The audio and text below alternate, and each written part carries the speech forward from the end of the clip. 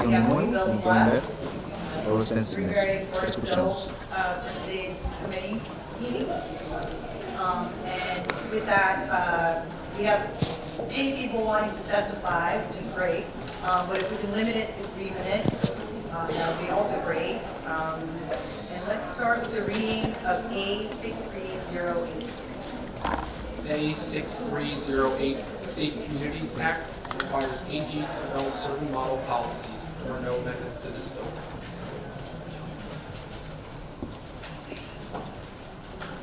Okay, we're going to have, I'm going to pull out some names and bring everyone all at once.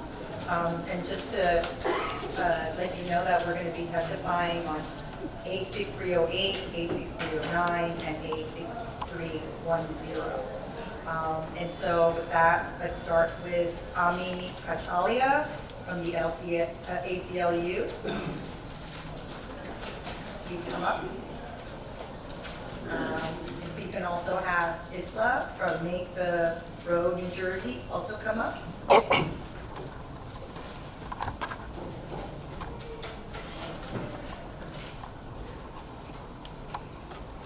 Liliana from Make the Road, New Jersey. And Francesca Cable from Make the Road, New Jersey. Thank you. And Chairperson, just to clarify, are we testifying on them all at once or one by one? I'm sorry, once more? Are we testifying on them one bill at a time, or are they going, should we testify on them together? All together. All together? Okay, thank you.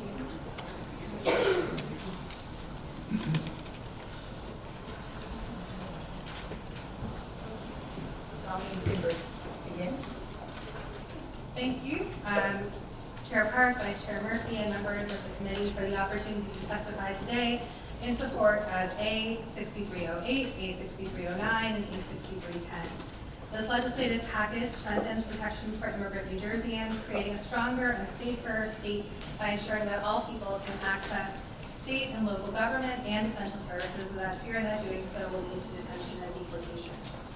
The ACLU of New Jersey is committed to building a fair and welcoming state, and doing so requires removing barriers to access and also ensuring that all people have meaningful access to due process. New Jersey is home to many immigrant communities. 1 in 4 New Jerseyans are immigrants themselves. 1 in 6 residents have at least one immigrant parent. Over the last year, these communities have been increasingly under attack. Here in New Jersey, arrests have increased by 145% for immigration over the last year. And we've also seen detention bed capacity quadruple in the state, with more beds on the horizon at Fort Dix and in Roxbury. We have documented stories of community members that have been taken from their homes on the way to school, at work, in the school drop-off line, at hospitals, at courthouses, and even under immigration enforcement and at appointments. For so many of us, the harms of the last year are not theoretical. They have left an indelible mark on our families, on our friends, and our communities. And importantly, they have left a mark on all New Jerseyans, regardless of immigration status.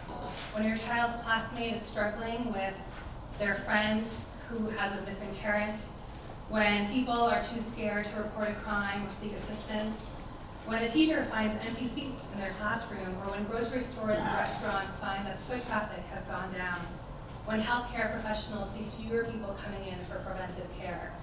All of those are impacts on all of us. This package, A6308, A6309, and A6310, ensures that New Jersey resources are used to support and empower communities, not tear them apart. Passing these bills will ensure that individuals have greater access to due process, that they can feel more confident in the security of their personal data when they access resources for which they are already eligible, and that they can access essential services like schools and libraries and food pantries without worrying that doing so will lead to detention.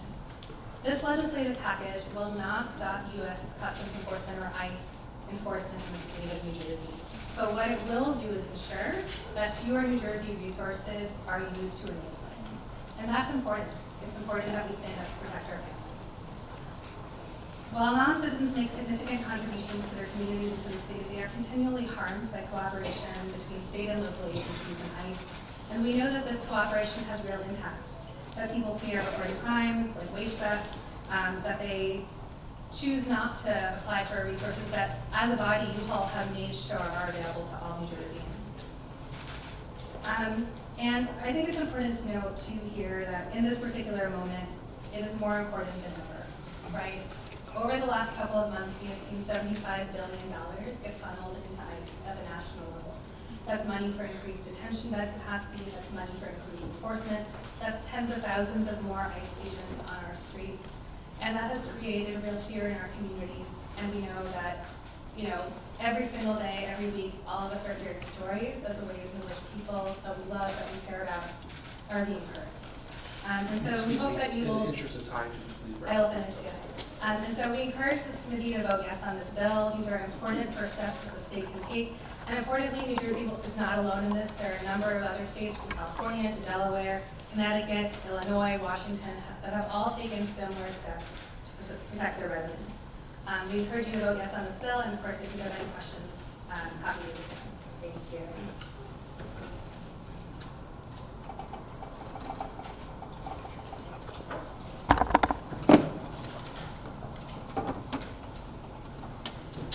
Good afternoon. Thank you all for the opportunity to share my testimony. My name is Isela Coyotecal, and I live in the state of New Jersey. I am a member of Maker Road, New Jersey. I have lived in New Jersey for more than 20 years, and for so many years, our community was thriving. The downtown was busy on Sunday when everyone was doing their shopping for the week. And people felt safe to come out and access the services they needed. There used to be long lines where they gave food out, but in less than a year, everything has changed. I has gone rogue, and it feels like nowhere is safe. I am here today to ask you to support the Safe Communities Act so that myself and my neighbors can access the vital resources we need. Please support the entire package of bills, including the Privacy Protection Act and the Immigration Trust Directive, so that we are protecting the constitutional rights of all New Jerseyans. Thank you.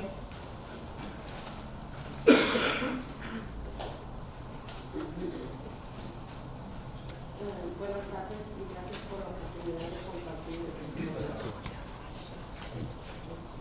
Mi nombre es Liliana, vivo en Bethamboy y soy miembro de Maker Road, New Jersey. He vivido en New Jersey por 30 años. Luché por el derecho a solicitar una licencia de conducir aquí en Nueva Jersey en el 2019. Esa ley cambió la vida de casi 2.3 millones de residentes de New Jersey. La ley por la cual luché incluye protecciones de privacidad de datos, pero desde que la administración Trump asumió el cargo, segunda vez hemos descubierto que el Departamento de Vehículos Motorizados de New Jersey está compartiendo datos inadvertibles con agentes de ICE, quienes luego utilizan esa información para separar familias. Debemos aprovechar esta oportunidad para dejar claro que todos los datos de los conductores deben estar protegidos, que la función de motores y vehículos de New Jersey es garantizar la seguridad de todos en la carretera y que sus datos no deben utilizarse como un medio para que el Estado participe en la separación de familias. Estoy aquí hoy para pedirles que apoyen la ley de protección de la privacidad y el paquete de leyes más amplio que incluye la ley de comunidades seguras y directivas de confianza para inmigrantes. Gracias por la oportunidad de testificar.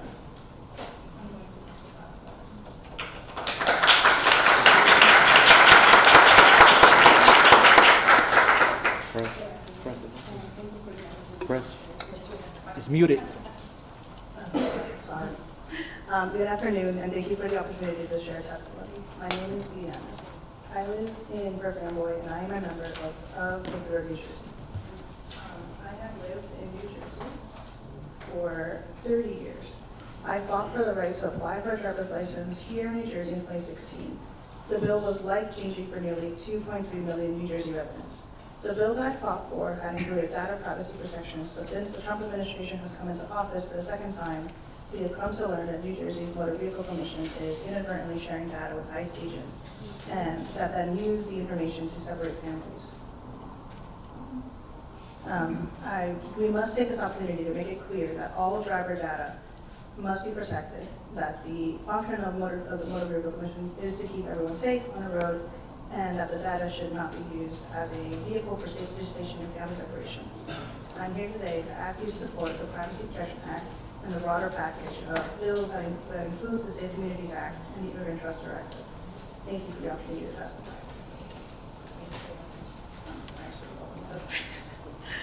Good afternoon, and thank you for the opportunity to testify in support of A6310, A6309, and A6308, and the broader package of immigration protections that are being here today.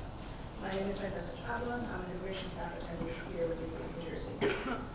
I have worked as an immigration attorney for the past 5 years, and I have represented hundreds of New Jersey residents in their immigration proceedings, both here and the road, and previously as part of New Jersey's Potential Deportation Defense Initiative. It has been my experience that oftentimes the relationship between the immigration attorney and the client is one of the only places where immigrants can safely seek advice for their daily life. Over the past year, I have received countless calls from clients who are unsure of what they should or should not do to keep themselves and their families safe. I've had clients call me to ask me if they should unenroll their children from SNAP benefits or the free reduced lunch program. I have had in some cases, I've had clients call me if they should be sending their children to school. They should be going to food pantries for fear that they will be targeted while they're in line. My clients are unsure if they should enroll their children in health care, if they should apply for a driver's license out of fear that their private information is going to be shared. I've also had clients who have been in danger call me and ask if they can safely call the police to report a crime. In the past year, immigrants have become the largest target, one of the largest targets of government hate, and as a result, New Jersey residents don't know who they can trust. A6310, A6309, and A6308 do provide clarity, not just for New Jersey, but also for immigration attorneys in the state's DUI providers, who are going to be able to confidently tell community members that they can safely access health care, schools, and food pantries, that they can drive, that they can speak honestly with law enforcement without fear of data being shared or infringement on their due process rights as they navigate life-saving services. Thank you, Senator Park, for introducing this bills. It has been increasingly difficult to provide legal services in such an uncertain climate, but this package of bills provides needed certainty for me and my clients about how New Jersey resources are being used to support rather than separate New Jersey families. I ask that the committee vote yes on A6310, A6308, and A6309. Thank you.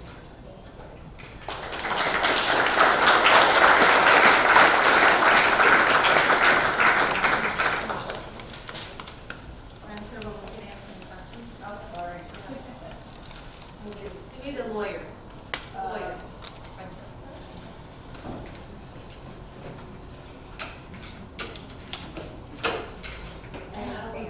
ACLU, yeah. ACLU. Perfect, thank you.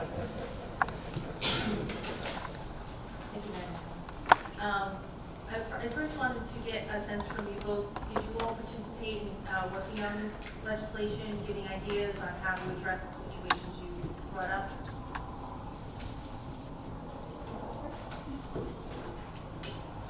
We did. I think that many of the organizations that are here today are on the front lines of work around immigration, right? Not only people who are themselves immigrants, but who work day in and day out to make sure that their family, their friends, and that their neighbors are protected. And so we are coming here into this and making recommendations based on what we know to be the lived experience of people in the state of New Jersey, and with the understanding that as a state we have a responsibility and obligation to make sure we live up to our values, and of course that we're doing what we can.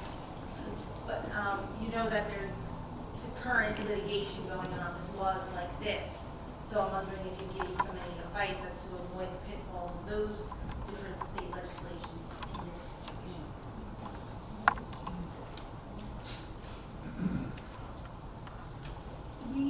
At least I speak for myself, and we have done, I know we have done some research, and we have tried to come up with strategies, something try to ensure that the laws are as lawsuit proof as possible, but as much as we are able. I believe we have had conversations in the past year, trying to to be as inclusive as possible. As I'm aware. And as you know, the ACLU, go ahead. Okay. Now, as you know, that, for us, we always make sure that things are adherent to the Constitution, and we feel confident that the bills that are before all of you today do so. As I said in my testimony, New Jersey is not the first state to pursue legislation like this. There are many other states, not even recently, but over the last many years, over the last decade, that have passed legislation that has stood up in the courts that are about making sure, and really fundamentally, what these bills are about making sure that New Jersey gets to decide how its resources are used. And that is always something that New Jersey has to do.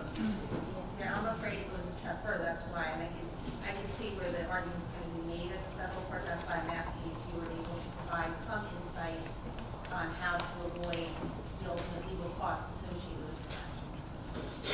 We definitely had a conversation, and I'm happy to discuss more with you offline if that's something that you're interested in. But as noted, as the ACLU, we always try to make sure that everything that we are supportive of and recommending follows the letter of the law. So prior to today, you saw some of this legislation, correct? I'm sorry, You saw some of this legislation, draft legislation, correct? we saw the bills come through on Friday. All right. Thank you so much for both of your testimony and your time. Thank you.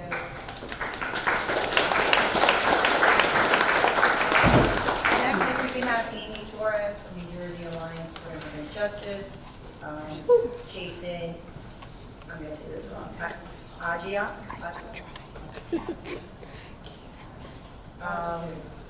from United Healthcare Workers East, 1199 SEIU, and Sadaf Jaffer, former Assemblywoman and Mayor.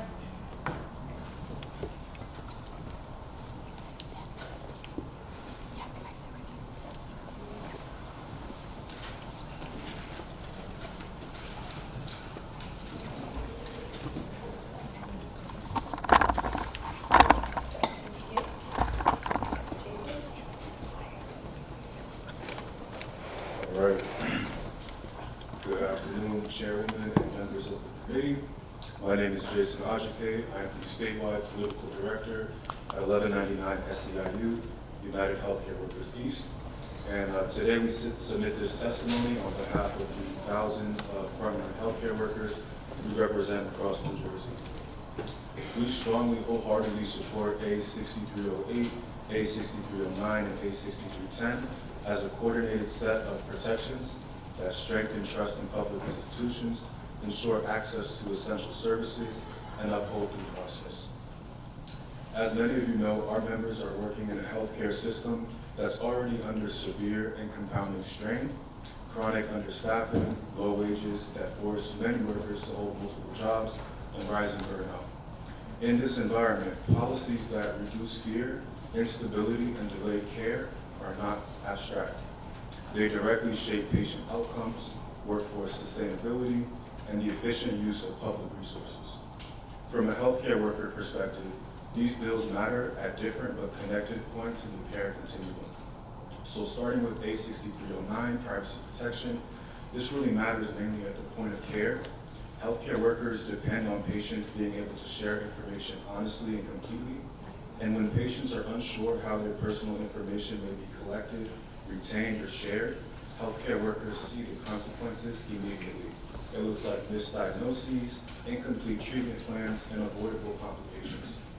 By limiting the collection of immigration-related information to what is strictly necessary to administer a program, restricting disclosure without consent or judicial warrant, and clarifying that this information is not subject to public records requests, A6309 reduces fear at the clinical encounter and supports accurate, timely care. Clear, uniform privacy standards support clinical accuracy, patient safety, and more efficient use of limited healthcare resources. As it relates to A6308, Safe Communities Act, very similarly, this really matters at the point of access. Our members routinely care for patients whose conditions have worsened because they delayed seeking help.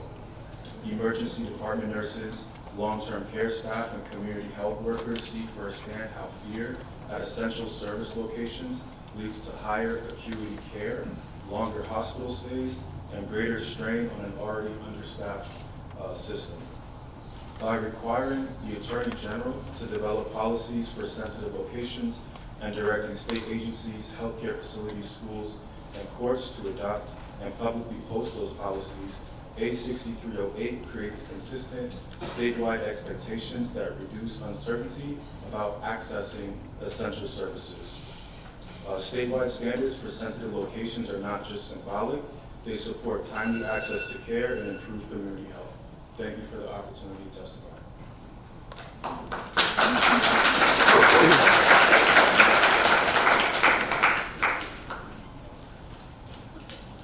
Good afternoon. My name is Amy Torres. I'm with New Jersey Alliance for Immigrant Justice. We are the state's largest immigration coalition.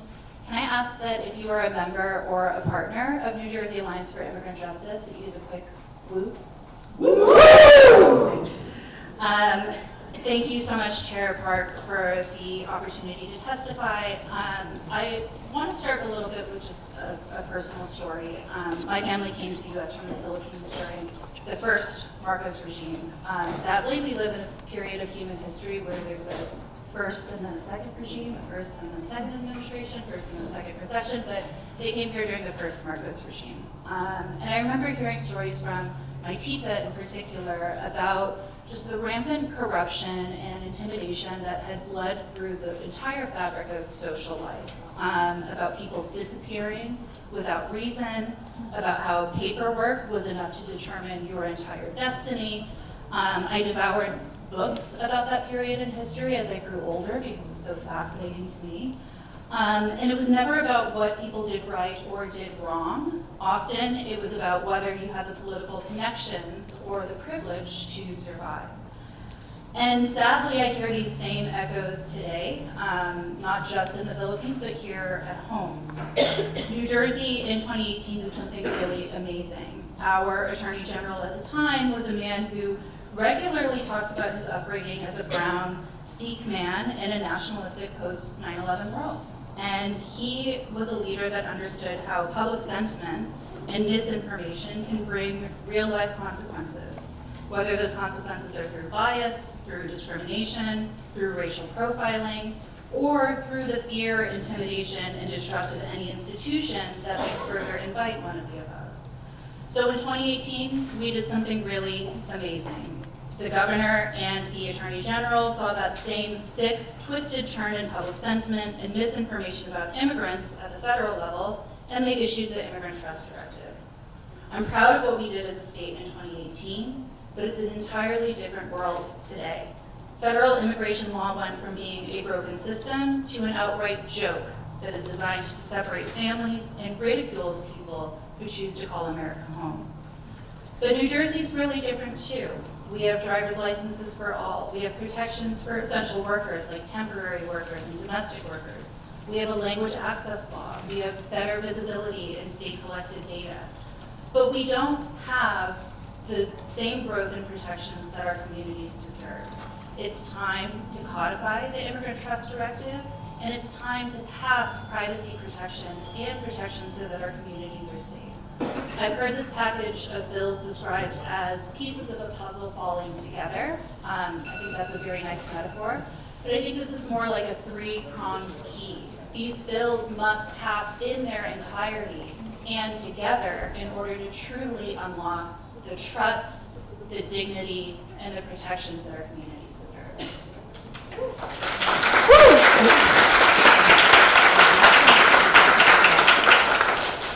Chair and members of the committee, thank you for the opportunity to testify today. I'm Dr. Sonia Jaffer, former New Jersey Assemblywoman and former mayor of Montgomery Township. In 2019, during my tenure as mayor, Montgomery Township became the first municipality in New Jersey to pass a bipartisan resolution opposing immigrant detention and family separation.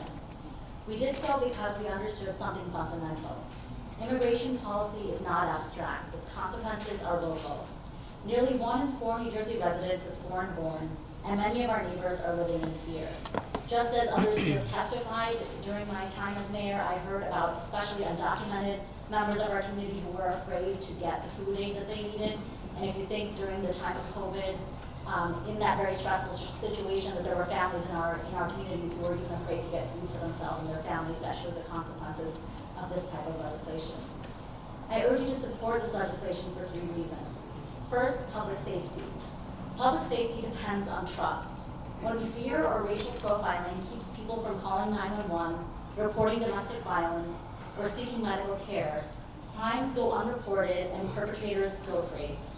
Law enforcement leaders across the country have been clear that community trust, not fear, is what allows them to do their jobs effectively.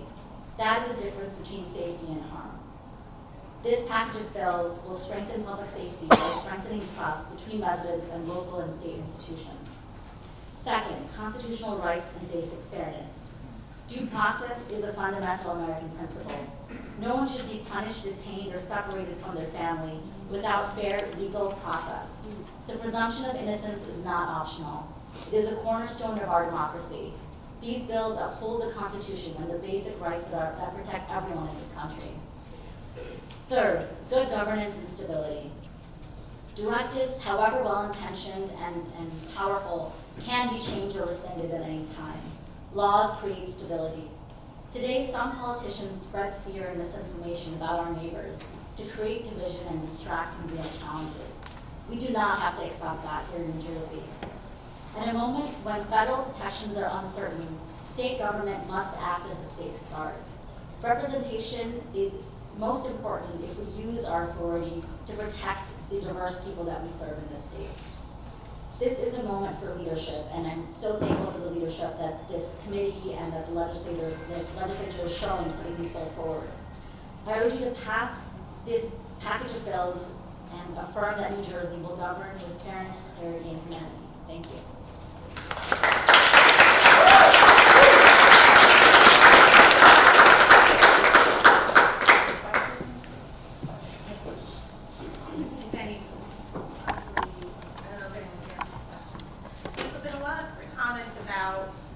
Building fairness and trust. And, I mean, do you have any reason to believe our local law enforcement is not being fair, being trustworthy with these different groups? Do you have any examples?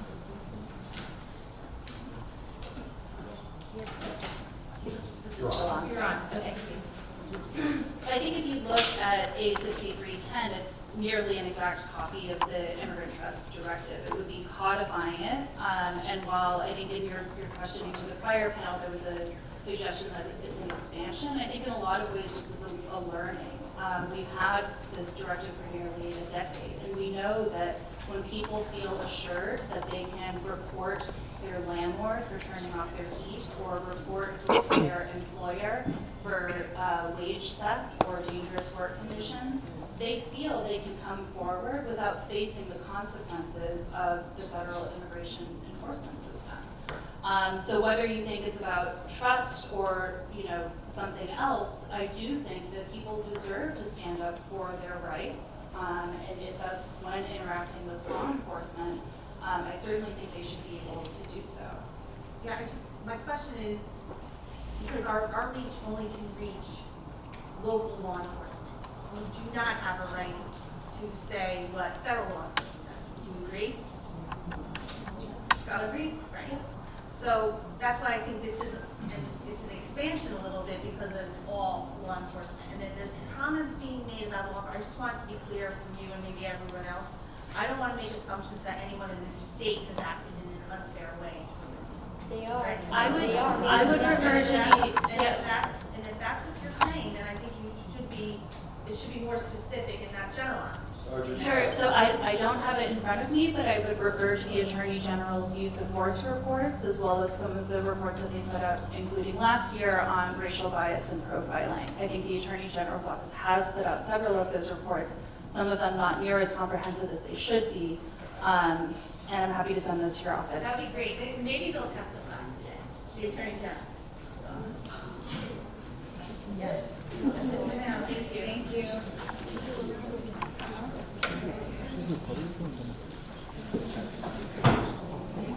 Next, we have Claudia Seidenberger and Anna Vasquez with Spirit. You can come up. Eleanor Swift Osgood, from First Friends of New York, New Jersey, Ryan Sachs from Rutgers AAUP, and Raymond Santiago from Monmouth County Prosecutor's Office. All in favor?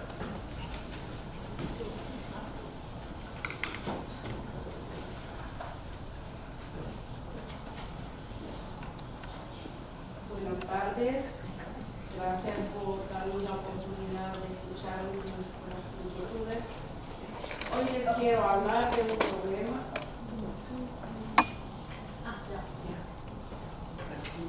Buenas tardes. Hoy quiero darles las gracias por escuchar nuestras inquietudes y quiero hablarles de un problema muy doloroso. ¿Verdad que piensan que nuestra gente es un problema en este país? Que nos persiguen, que nos separan de nuestras familias, que nos capturan y nos deportan. Mi nombre es Ana. Soy trabajadora del hogar. Soy mamá, soy esposa, soy vecina. Y si usted piensa que yo no soy, que yo soy un peligro por ser migrante, le invito a escucharme. Yo me levanto todos los días a trabajar, a ganarme el pan de cada día, a darle una mejor vida a mis hijos. ICE para mí siempre ha sido una preocupación, pero ahora más que nunca. Mientras venía del trabajo un día, lamentablemente, vi 3 chalecos de ICE llevándose a alguien esposado. Lo sacaron de su carro. Otro vecino se fue por un café y nunca volvió. El camión abandonado en la esquina de mi vecindario me recuerda a las 4 personas que salieron de allí y los deportaron, mientras ellos iban a trabajar y ni siquiera pudieron despedirse de sus familias. Nosotros no podemos hacer las leyes, pero ustedes sí tienen el cambio en sus manos y el poder de hacer de este Estado más seguro y garantizar confianza en nuestra gente, en nuestro pueblo. Solo somos seres humanos que buscamos una mejor vida para una vida más digna. Todos somos hijos de Dios. Nuestro miedo es tan grande que nos sacamos a pasear hasta para ir a comprar la comida, aunque muchos de nosotros ya no salimos mucho, ya no vamos a Walmart, ya no vamos a tiendas o a los malls, solo salimos a comprar verduras y comidas y a cerrar puertas para sentirnos más seguros. Cada vez que mi hijo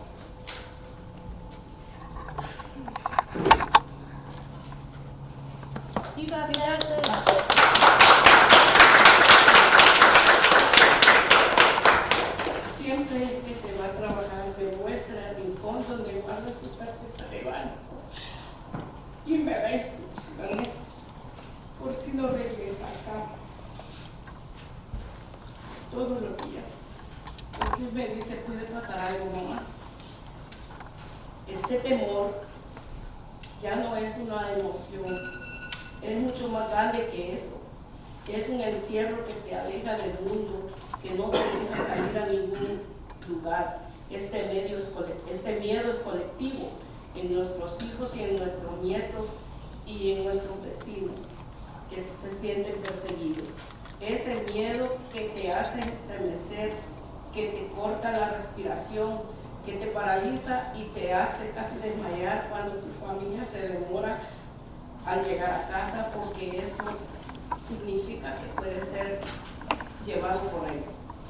Ese es el tipo de miedo que es por falta de protecciones para nuestras familias, para nuestros vecinos, para nuestras comunidades. Sigue alimentando, y si tú no haces nada, haces parte del problema. Representantes, les pido por favor que apoye y apruebe la ley de confianza para inmigrantes. Cada día, familias como la mía vivimos con miedo a ICE, miedo a ser separados, miedo a no regresar a casa, Trabajamos duro aportando a este país y solo queremos vivir con dignidad y seguridad. Le pido que estén de nuestro lado y brinde a nuestras comunidades la confianza y protección que merecemos.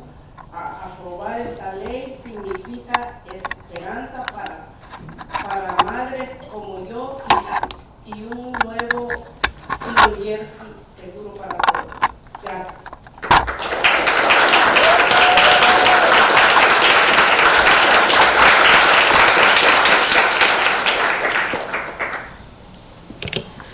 Today I want to talk to you about a very painful problem. The problem of people thinking that our people are a problem. That we are being hunted, separated from our families, captured and deported. My name is Anita. I am a domestic worker, a mother, a wife, and a neighbor. If you think I am a danger because I'm an immigrant, I invite you to listen to me. I get up every day to work, to make a living, to give my children a better life. ICE has always been a source of fear for me, but now more than ever. One day while I was coming home from work, I saw 3 ICE vests taking someone away in handcuffs. They pulled him out of his car. Another neighbor went for coffee and never came back. The abandoned truck on the corner of my neighborhood reminds me of the 4 people who were taken from there and deported while they were on their way to work, without even being able to say goodbye to their families. Although we cannot make the laws, you have the power to bring change, to make this state safer, and to build trust among our people and our communities.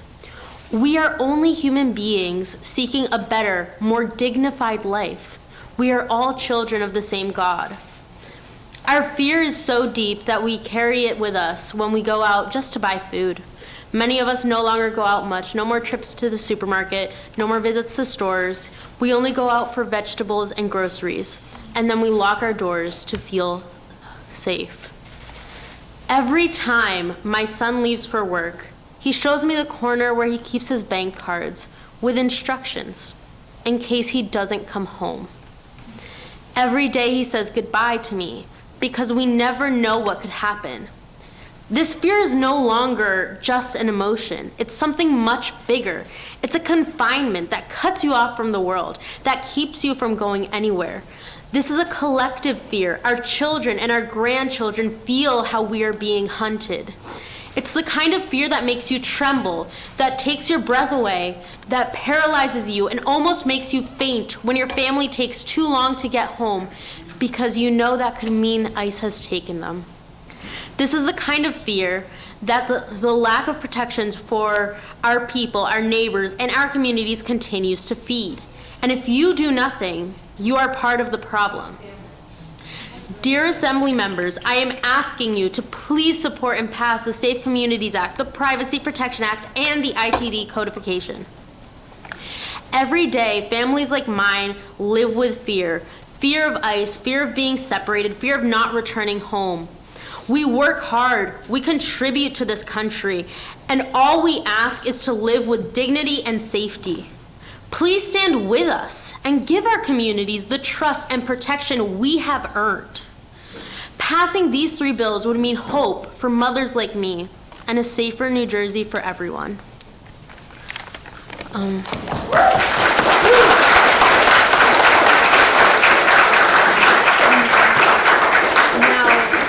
On a more personal note, my name is Claudia, and just one quick mention that I wanted to make is that I was born and raised into this community. I was born and raised in the immigration activism world. And when I was 10, I actually believe I testified in this same room about 10 years ago when I was 10 for driver's license for all. And then 5 years later, I got to watch it be signed into law. It is sad to me that I am still here at 20 and that I was born and raised in this, and this is what I've seen my whole life. And I pray that my children will not have to come here to beg for legislators to give us the slightest bit of dignity. That's all.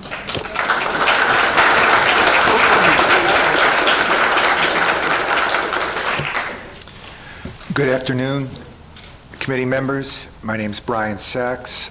I'm a former faculty union president at Rutgers University. I'm an adjunct professor. and I'm the treasurer of the Common Good Coalition, which is a nonprofit collaboration of community groups like New Labor and Cosecha, which are here today, and the Rutgers University faculty unions. The Common Good Coalition is a state grantee, which means the work that we do is made possible by state funding.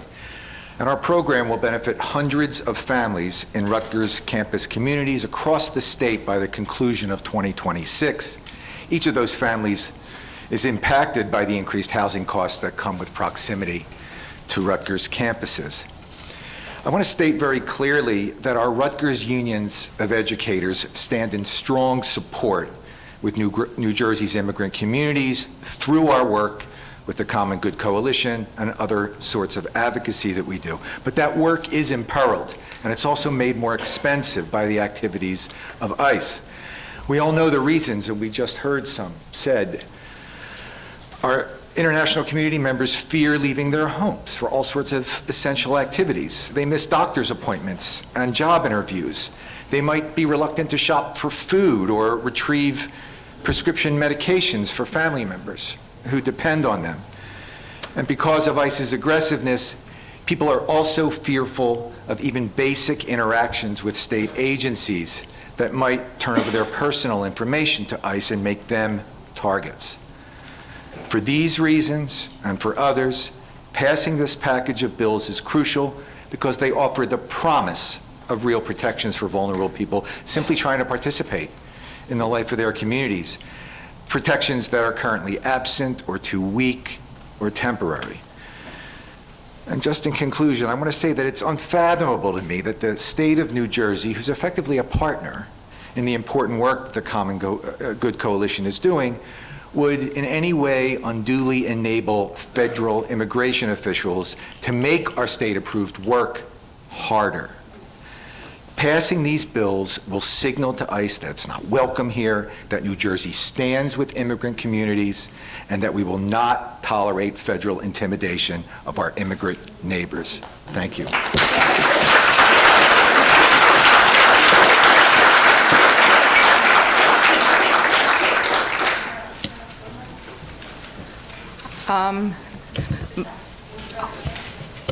Of course. My name is Eleanor Swift Yasgur, although the name I use professionally and people call me is Batya Swift Yasgur. So I want to thank you all for the opportunity to speak to you and the moving testimonies of so many people. You mentioned Rutgers. I got my MSW from Rutgers. I got my master's in social work there. So I feel a strong affinity to Rutgers. I've grown up in New Jersey. I've lived in New Jersey almost all my life. I live in Teaneck, and I'm coming with a number of different hats. One is, as the daughter of immigrants, my father moved to the U.S. from England. My mother fled the Nazis and ended up here. So one of my parents was also a refugee, and both my parents were very active community members, members of the clergy, very beloved in their community. I also am a mental health professional with clients who are immigrants. I've written a number of things, including a book about the story called Behind the Burqa, the story of two sisters who fled Afghanistan and are now living as very productive community members in the United States after a harrowing story. One of them ended up in immigration detention. I do volunteer work with First Friends, which is a wonderful organization, and a number of other immigrant organizations. So I wear multiple hats. And I'd just like to say that all of these bills offer protection to one of U.S.'s greatest assets, which are our immigrants, people who bring unique cultural perspective, a richness, a diversity, who give so much, and from whom I've learned so much as a healthcare professional, as a writer, as a community member. And I see people who are afraid to, as you've heard so many people say, they're afraid to get medical care. A hospital, a doctor's office, a therapist's office should be a sacred space. Schools should be a sacred space. Libraries, religious institutions, there should be a kind of sanctity where people can go in there and feel, I can express who I am, I can be myself. And this package of bills will enable us to honor not only the people who are seeking refuge with us, but the people who are giving to all of us as community members, as neighbors, as friends, and so on and so forth. I think of how adored my mother was in the community, and I'm glad she had the gift to be able to leave Germany, and eventually, after many passages, she ended up in the United States. And I think every one of the immigrants I've personally worked with through First Friends or in my practice or in any other capacity are people I'm just honored to get to know. So I hope very much that you will vote for having these bills passed. I really want to thank you again for the opportunity to speak to you, and I look forward to hearing good things about all of this. You know, it's a new year. I hope this is going to be really a new chapter for our immigrants.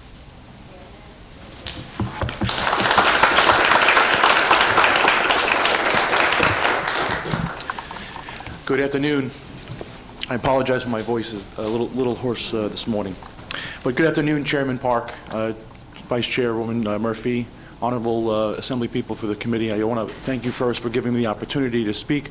My name is Raymond Santiago. I have the privilege of serving as the prosecutor in Monmouth County, and it's a unique perspective for me to be here today in support of this legislation. By way of background, I just wanted to give you some information. I've served as the prosecutor in Monmouth County for the past 3 years. Prior to that, I had a law practice for 20 years, which included immigration law. So firsthand, I had experiences with handling issues and concerns that become problematic for members of our community. So it's with that perspective that I thought the testimony to you today would be helpful in trying to decide whether this legislation should pass or not. So as the highest ranking law enforcement official in my county, I can attest to the fact that our law enforcement officials do everything they can to comply with the Immigration Trust Directive. We acknowledge and understand that building trust with the communities that we serve is paramount to doing the jobs that we need to do. Trying to provide a sense of safety and security is one of the core elements of public safety for law enforcement, and people should not accept anything less than that. To that extent, codifying the Immigration Trust Directive would be a strong move to show that New Jersey is in the right in making sure that we are creating trust between the communities and not the barriers that are being existing as of now. I can testify to the fact that since January of last year, that trust is eroding. The level of cooperation that we are getting from victims and witnesses because of fear and concerns is true. Having to have multiple conversations and reiterations of trying to maintain that trust is problematic. I've had officers express to me that over years of serving their communities with no action of their own, that trust has now been evaporated, and they have to rebuild some of that trust. So reinforcing the fact that the Immigration Trust Directive is here and is going to stay would be a signal to our immigrant communities that we are standing together and that there should be no dividing line between safety. One's immigration status doesn't determine whether or not one should live in a safe environment or not. A few comments that I would point out in regards to some of the points of the Immigration Trust Directive is in no way, shape, or form does it prohibit our law enforcement from continuing any criminal actions with any of the other agencies that we partner with. And we do so on a regular basis and collaborate where need be. It clearly just defines the lines of where we are permitted to and where we are not permitted to assist federal authorities with the enforcement of civil immigration laws. I think it's important when we're having conversations with the communities that we serve to let them know, and that is part of the directive is my job as prosecutors to make sure that I alert the community and I alert our law enforcement of our obligations. It's one of the first things that I did as prosecutor was I went through all of our chiefs and our associations to remind them of our obligations. We had community events in our county to try and bring information to the public so they are aware. And I addressed all my fellow colleagues and the prosecutors and the Attorney General's office of the importance of the Attorney General Directive. And I will say without hesitation, there's no pushback from law enforcement in complying with these obligations. They welcome it. It provides us with the opportunity to make sure that we have the tools that we need and making sure that we can protect our communities the way that we need to. There is concern, or there are issues that have now been amounting based upon the current administration's aggressive enforcement actions, and that pertains to trying to keep individuals here who may be victims or witnesses, or even keeping defendants who are facing prosecution in the country to face justice before they are removed from the United States. As a way of example, one of the issues that we sometimes have now is when we have a criminal investigation that's ongoing, I've had victims that reached out because they didn't get a sense of justice, that a case was not concluded because individuals removed without having the proper opportunity to have the victim heard in the court proceedings. That same sentiment is also true for individuals who are faced with criminal charges, who are defendants in cases. Those individuals should have the right to exercise their due process rights and have a final conclusion of whether they are innocent or convicted of those crimes. So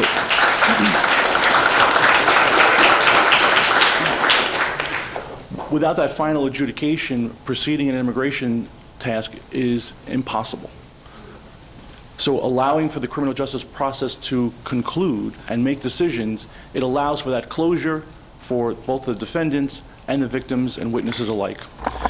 We have, even just as of recently, I've reached out to ICE to ask them to not take action on an individual who's facing first-degree criminal sexual assault charges. And despite our request to have that individual detained under our bail reform laws, despite that objection, the judge, over our objection, released the individual with conditions, but those conditions are not going to be able to be met because ICE took hold of that person immediately and has informed me that they have weekly air runs to Honduras twice a week so that that person would be deported within the next week. Expressing my frustrations for the victims involved went unheard. The only way that I could keep that individual there would be to get a judicial order detaining that person into the custody of law enforcement with a provision that would allow for that person to then go back into the immediate custody of ICE in order to keep that person here. Having had the judge deny our request, I knew that that is an impossibility that I could not meet. And the unlikelihood is now that we're not going to be able to have that person here and the victim's going to have their case either just linger or dismissed, which in a ongoing issue with our court system, right, as of right now, the judicial courts are requiring us to provide a virtual platform for individuals to exercise their constitutional rights to a trial. This is an issue that's currently under consideration by our Supreme Court because there's a number of complexities of trying to make sure that an individual's rights are adhered to while that person's actually not even on U.S. soil and not subject to the jurisdictional ability of a judge to actually even impose a sentence itself. So I know time is short, so I don't want to take up all the time here. The other two things I just would want to point out, of course, is that one of the suggestions I would make as the sponsor and to this committee is to maybe include something in there that says that this legislation is not the equivalent of declaring New Jersey as a sanctuary state. That term should not be utilized. And to avoid any considerable litigation that may come forward if this legislation passes, at least this gives us the ammunition to go into litigation to declare that what this body is doing is not declaring sanctuary. It's just declaring that there are rights that have to be followed and rules and procedures and setting up the lanes of people where they should and should not be. I will submit to any questions. I thank you for your time.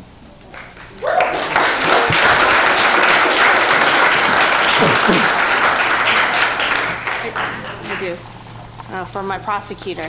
And I want to thank everyone else for testifying and sharing your information. I appreciate it.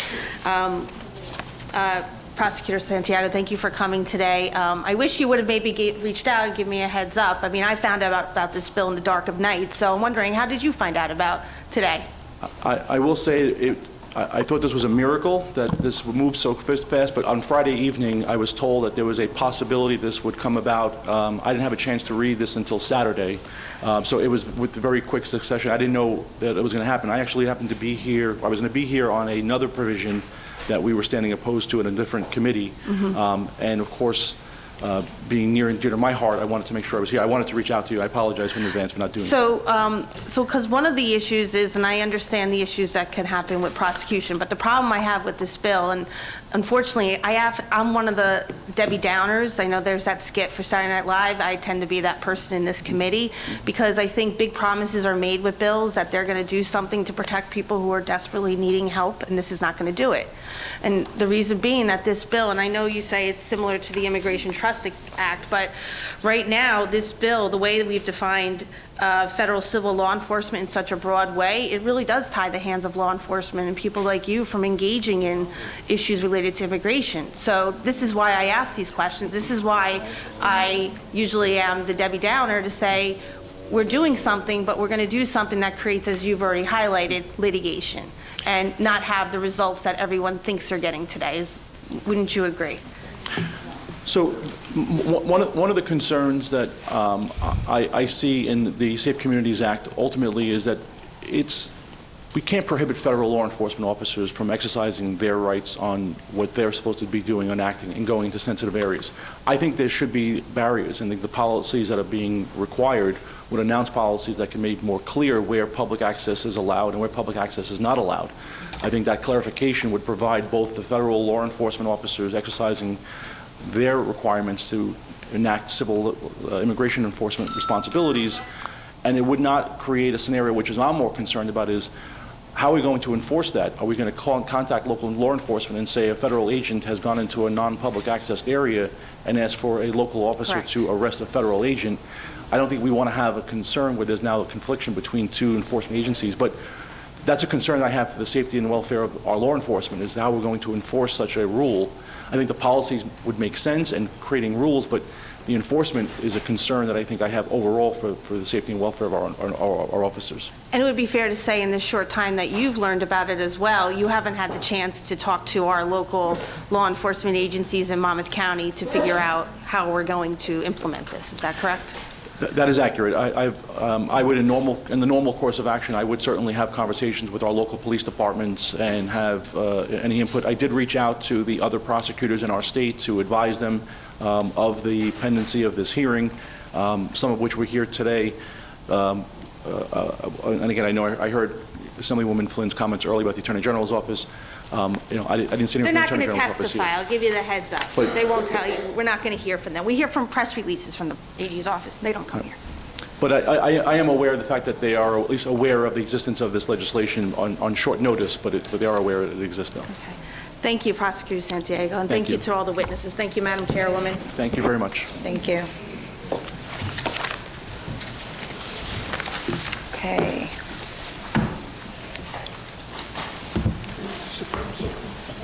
Oh, it applies. This All right. this well will not Ne- see the light of day. Next, we have Oyama, sorry, Mansour from Care Action. Because I'm on the committee, they thought I might not ask. Ali,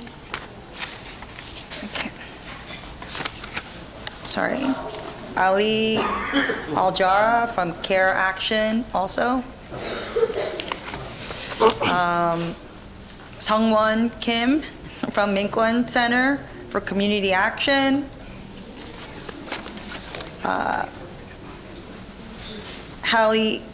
Halima Twam from PACC. Am I saying it right? Charlene Walker, Faith in New Jersey.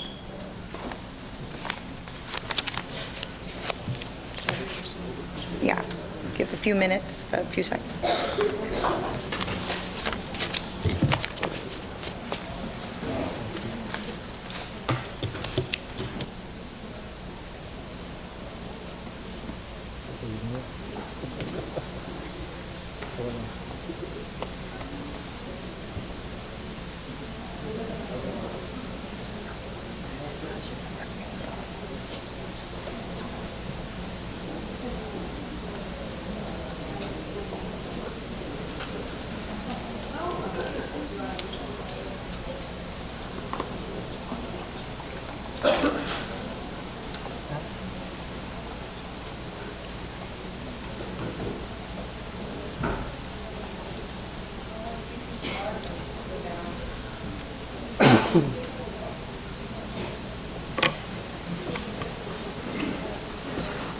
Good afternoon.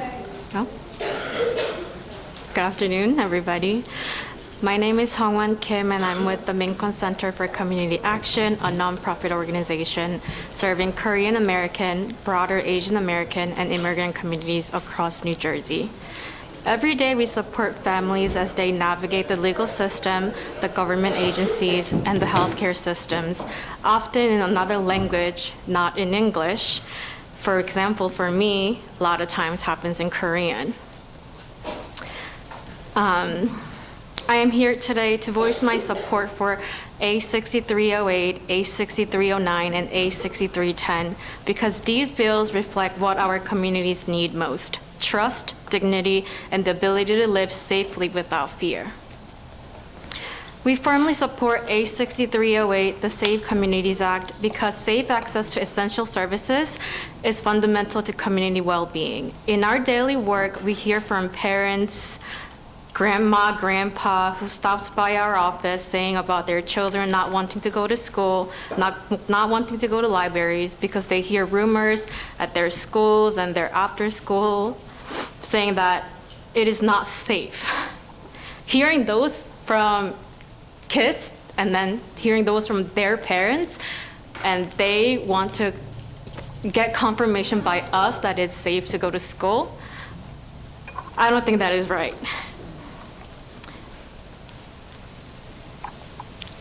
And, you know, even rumors of enforcement activity can cause families to withdraw for attending any after-school activities, leading to isolation and unmet needs, especially for children and seniors, are crucial. A6308 restores trust by clearly protecting sensitive locations, giving families trust to return to space. Space is essential for learning, health, and belongings. Immigrant Center also strongly supports A6309, the Privacy Protection Act, which addresses widespread fear around data collection and information sharing. We provide immigration legal services and assist community members with applications such as N400, the naturalization application, and Anchor Benefits Program, along with other senior benefits programs. In the past year of year 2025, we saw that many folks actually hesitated to apply for these applications just because they were scared. They were scared that their information might be shared somehow. I don't know how. You know, they would come and sometimes they just want to rant to me about these things instead of actually having to solve the solution. Some just come by and delay or forego benefits entirely because not because they're ineligible, but because they're afraid. And A6309 sets firm limits on data collection and strengthens our protections, ensuring families can access services without fear.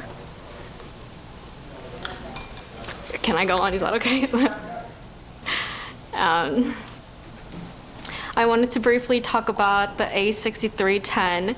I think this is actually the hardest for me, so I'm gonna wrap it up quickly. We had a couple calls. These are really crucial calls that we get. Some people, we even give our hotline number as we are affiliated with other Korean American organizations throughout the country. And some people literally call us like, I am stranded on the street because my work did not want to pay me and I don't know what to do. And I had your number after I heard you came to New Jersey. Our office originally started in New York office. And it's really sad to just even receive these calls asking other organizations and our affiliates for support, how to navigate on certain things like this. And as myself, also, everything is happening so quickly. Everything has been changed so quick in the past 1 year. It's just so crucial for us to have these kind of protection, that people feel safe in our neighborhoods, that New Jersey becomes for New Jerseyans, not for other people. And everyone here deserves same equal rights just like everybody else does. Good afternoon, Madam Chair and members of the committee. Thank you so much for hearing all of our testimonies today on these important bills that you see us all so passionately advocating for. My name is Umayma Mansour, and I am a board member on the Council on American Islamic Relations, the New Jersey chapter, as well as the state coordinator for CARE Action. I am also a very, very proud daughter of 2 Egyptian immigrants who came to the United States in 1971 on student visas to study at the prestigious Purdue University School of Engineering. My parents arrived with little more than their suitcases, their faith, and an unshakable belief in the promise of this country. Within 2 years of arriving, my father earned his PhD, went on to work at AT&T Bell Labs, where he received numerous patents in the very prestigious field of fiber optics, including his foundational work on fast start technology, innovations that helped advance modern telecommunications and connect this country to the world. My mom earned her master's degree in electrical engineering before choosing to start her own family. My parents did everything this country asks of immigrants. They studied, they worked, they served, and they raised their children with a simple but powerful lesson: leave your community better than you found it. And this is the lesson and why I am here today, testifying in front of all of you. As a proud Muslim, as a member of the Council on American Islamic Relations, and as a member of this broader community of humanity, I need you to understand what you are witnessing right now here before your very own eyes today. We see fear, real paralyzing fear, in the eyes of all our neighbors. We see it in our mosques, where we are forced to continually hold Know Your Rights workshops, not as a formality, but because our people are genuinely afraid of what's to come. Parents are afraid to drop off their children to schools. The elderly are afraid to come to our mosques to attend prayers. And community members are afraid that one knock on the door could cause someone to disappear, as we've heard in previous testimonies. That fear has only intensified since one of our very own, Lakat Cordeya in Patterson, was brutally abducted by ICE months ago. And regardless of the legal details of her case, what our communities experience in this sudden removal of a person without warning, without explanation, it sends a chilling message. You are never truly safe here, no matter how much you have contributed to this community, no matter how long you have lived here. My parents have been here from 1971. The bills are ahead of you today, dear committee members, A6308, A6309, and A6310, matter because they draw critical boundaries. They help ensure that our schools, our houses of worship, our hospitals, and our local institutions are not transformed into instruments of fear or surveillance. Our community knows surveillance all too well following the actions of 9/11 and previously after several world events. These bills, will protect us. They will protect the trust that allows our communities to report crimes, to seek help, and to engage with government rather than hide from it. These bills are not about protecting criminals. I will repeat, they are not about protecting criminals. They are about protecting civil rights. They are about ensuring that New Jersey remains a place where people are judged by their actions, not by their faith, not by their names, and not by their immigration status. My parents came here as students. They helped build this country. Yet today, families like mine look at their children and wonder whether the America that welcomed us years back still exists today. I urge you to please pass 6308, 6309, 6310, and to send a clear message that New Jersey must not govern through fear, but through dignity, fairness, and justice for all. Thank you all for your time, your consideration, and your excellent leadership on these bills. Thank you.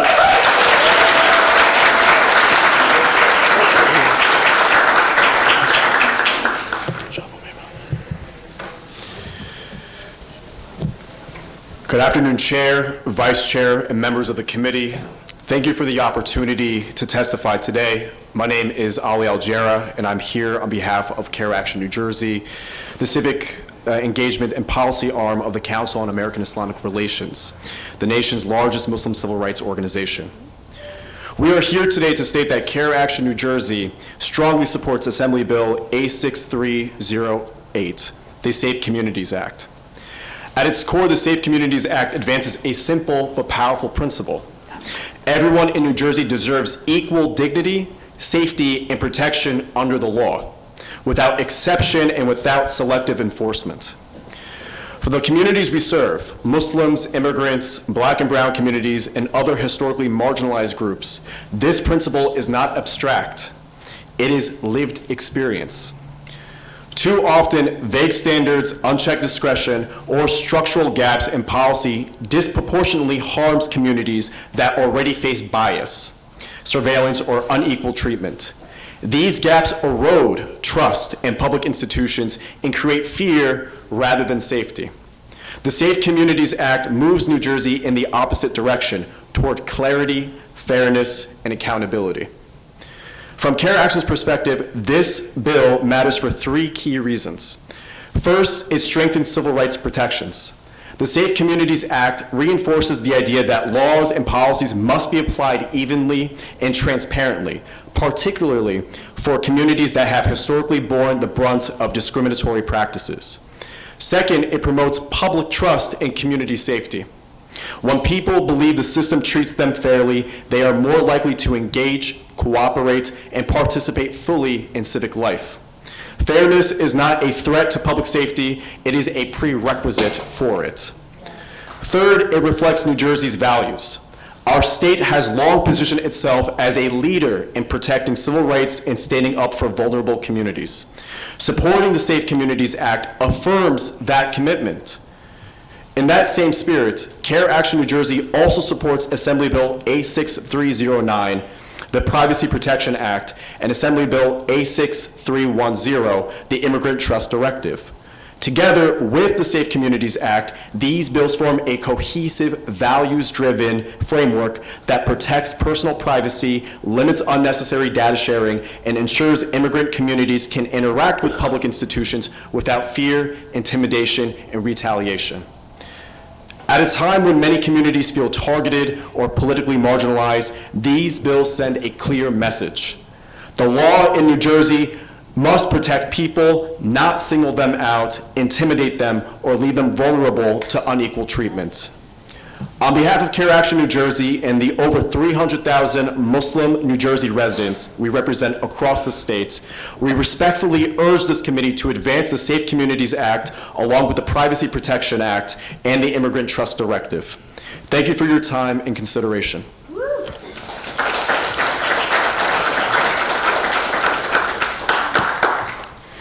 Good afternoon, Chair, Vice Chair, and members of the Assembly Committee. My name is Halima Twam, and I serve as the Civic Engagement and Advocacy Manager at the Palestinian American Community Center here in New Jersey.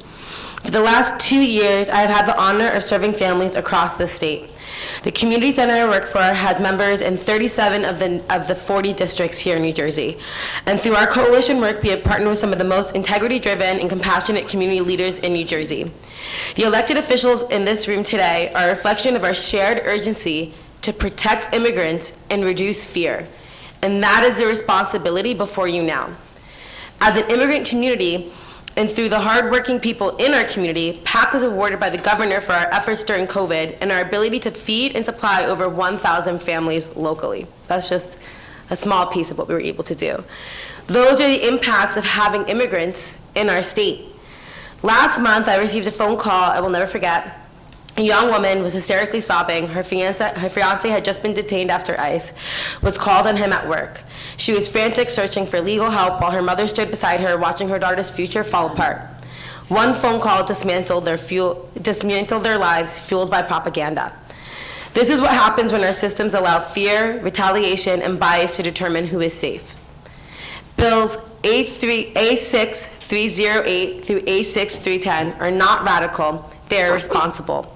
They ensure that New Jersey resources are used to protect residents, not funnel them into apportioned pipelines, a pipeline that forces human beings into unlivable conditions, that warehouses people who came here seeking for refuge, that treat families as if they're disposable. We were talking about parents sleeping in cold rooms, children separated from people who love them, people processed like inventory instead of human beings. We are all from a bloodline of immigrants. We are all people, we all have families that we love, we all want safety and security. Our very own LaCaw Carita from Paterson, New Jersey, has been stuck in detention for close to a year now and held in Texas away from loved ones. She's going to probably be spending Ramadan there, and her religious practices are not going to be respected. When we allow that to continue, we are not defending our values, we are abandoning them. We cannot claim to be warding off cruelty while becoming the monsters that we say we stand against. New Jersey was built by immigrants. Advancing these bills tells families they belong here and that this state will not let hate dictate who deserves safety. I respectfully urge you to advance bills A6308 through A6310 and stand with the families who call New Jersey home. There is no opposition here, and we are on the same team. So please pass these bills. Thank you.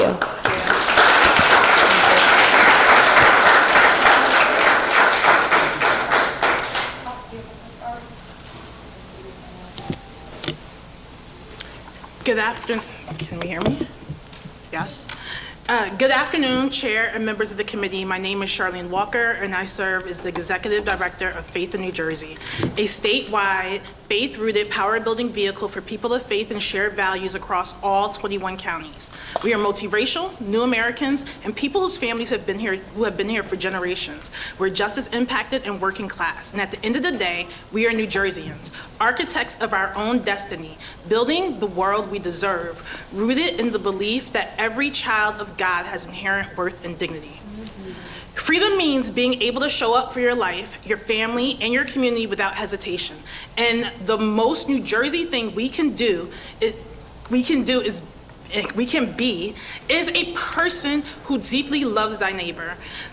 And that's what these bills do.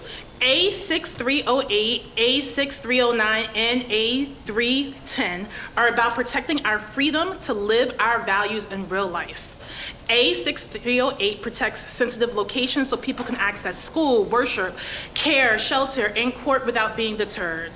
A6309 protects privacy for services so they don't become surveillance and families can seek support without exposure. And A6310 strengthens trust so local systems can do their jobs and people can seek help without hesitation. Let me be clear. If people are afraid to walk into school, a clinic, a house of worship, or a courthouse, we do not have real freedom in New Jersey. If families must calculate risk before seeking care, counsel, or community, then our systems are failing. And when personal information is collected and shared in ways that leave families exposed, services become surveillance, fear and hesitation do not build strong communities, trust does. And this is not theoretical.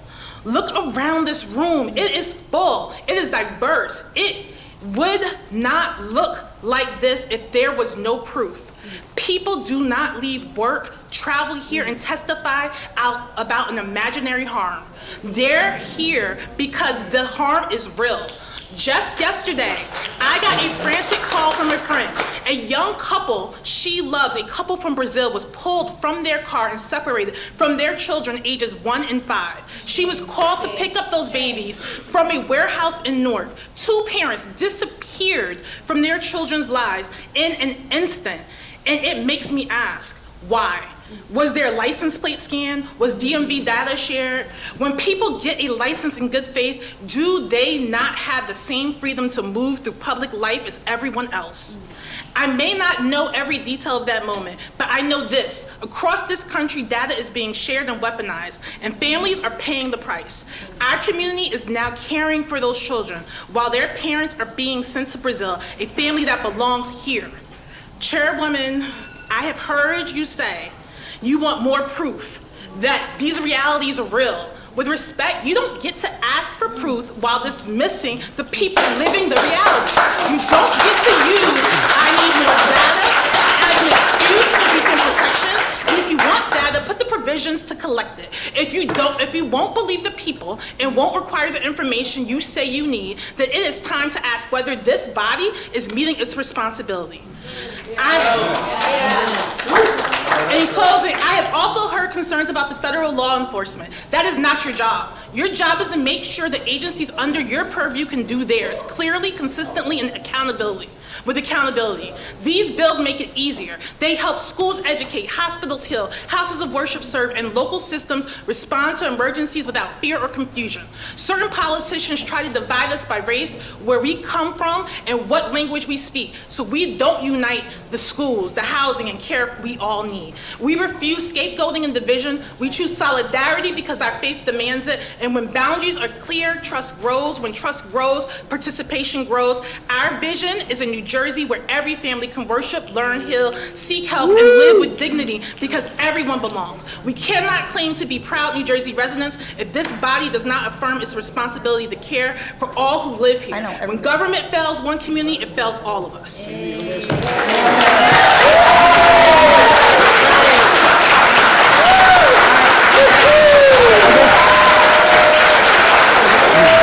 want to thank you for your testimony, Ms. Walker. However, I'm the chair, and that was not a question that I would ask because I'm the sponsor of the bill.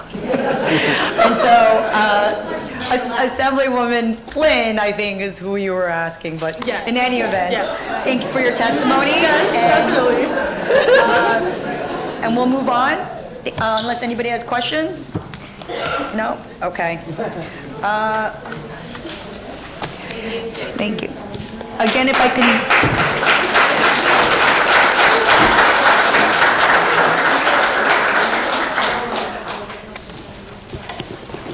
If we can again keep it to a 3-minute minimum, we still have lots of more testimony. Next up is Brian Bilski, Farnaz Shemi, Deb Landry from Cooper River Indivisible, Maria Ramos from Client Revolution Action Network,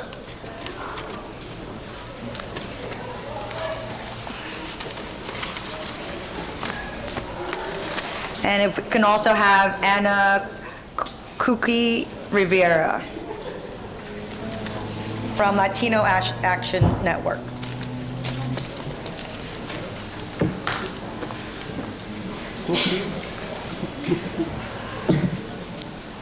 No, she came.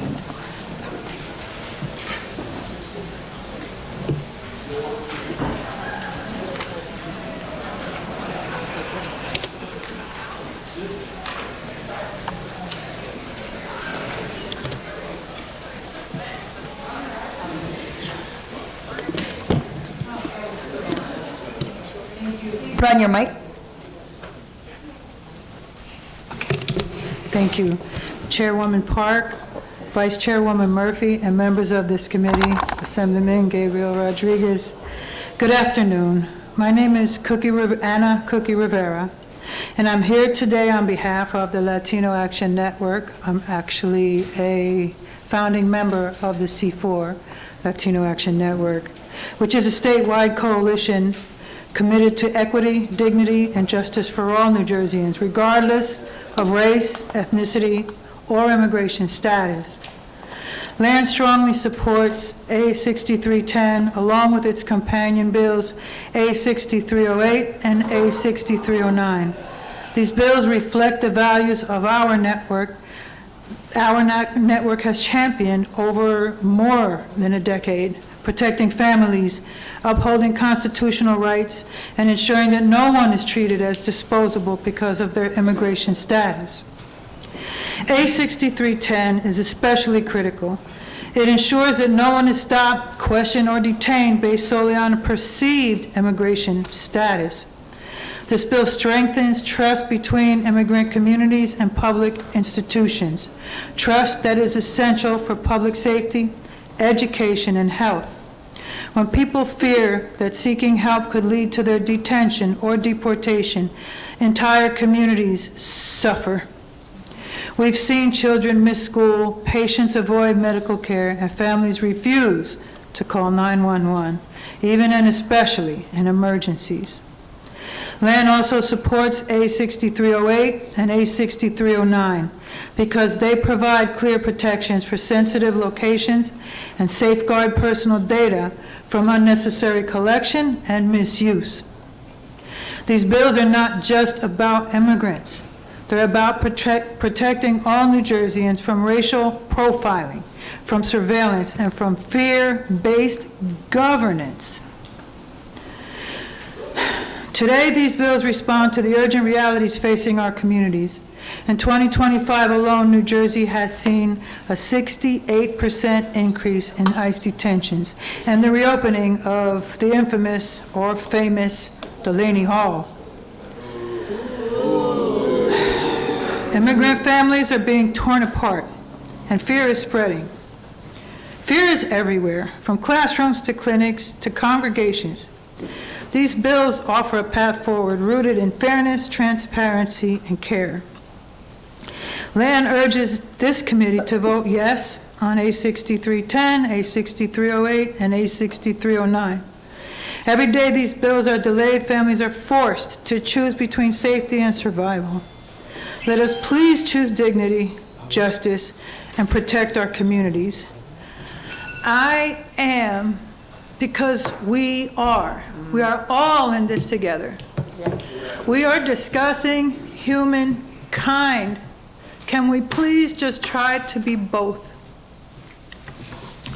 Thank you. Assemblywoman person, thank you for your questions. I appreciate them because, well, even though you're calling yourself a Debbie Downer, it tells me you're at least trying to get this right. And I thank you. That's me talking personally now, but thank you.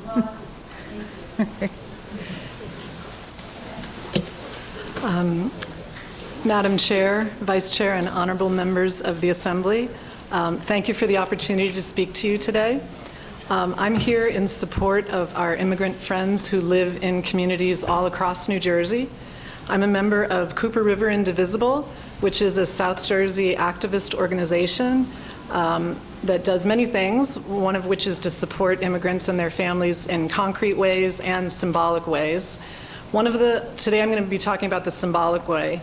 One of the things that we have done, we have started making something called embracelets, which I have attached here. Embracelets are basically friendship bracelets that were designed originally to honor and remember people who have been kidnapped, detained, and/or deported by the Trump administration while denying them due process. Each embracelet was made with love to display the name of a person affected by this. They serve as a concrete way, though, to support immigrants because we raise funds with them to support immigrants and their families. And each bracelet has the name of a person, and we ask people who take a bracelet to keep that person's name in their heart and spread the word about their plight to others. But the embracelets we brought today, and we have 120 of them for the 120 legislators here, are a little bit different. They don't display the name of a person. Rather, each one bears the name of a role of a person in our community who's impacted by the anti-immigrant narrative cultivated by the current administration. Your bracelet might say manager, nurse, construction worker, mayor, teacher, clerk, neighbor, any one of 120 different roles, because we made a unique bracelet for the 120 legislators. And please note that 50 of these bracelets were made by high school students who are members of a social justice club in South Jersey who also really wanted to support our immigrant families. So I'm here today to remind everyone of how deeply immigrants are entwined in all of our lives and the holes that they leave behind in the fabric of our communities when they are not allowed to live their lives. We ask that you wear this bracelet to remind you of all the different people in our communities, the teacher whose students don't come to school, the construction worker who can't get the job done because some of her crew didn't show up to work, the nurse whose patient load has become unmanageable, the manager who opens the restaurant late because due to fear, people aren't coming out to eat like they used to, the neighbor who worries about a dear friend who's lived on the same street for 20 years. It's this dear friend who has always brought people soup when they're ill, shoveled people's sidewalks during a snowstorm, and made sure that the neighborhood kids made it safely across the street. The people who make up our remarkable New Jersey communities depend on each other. Friendships have formed, businesses have thrived, professionals have learned from one another. So what happens to one impacts everyone. And in that spirit, please wear this bracelet and please pass the immigrant protection bills. Thank you.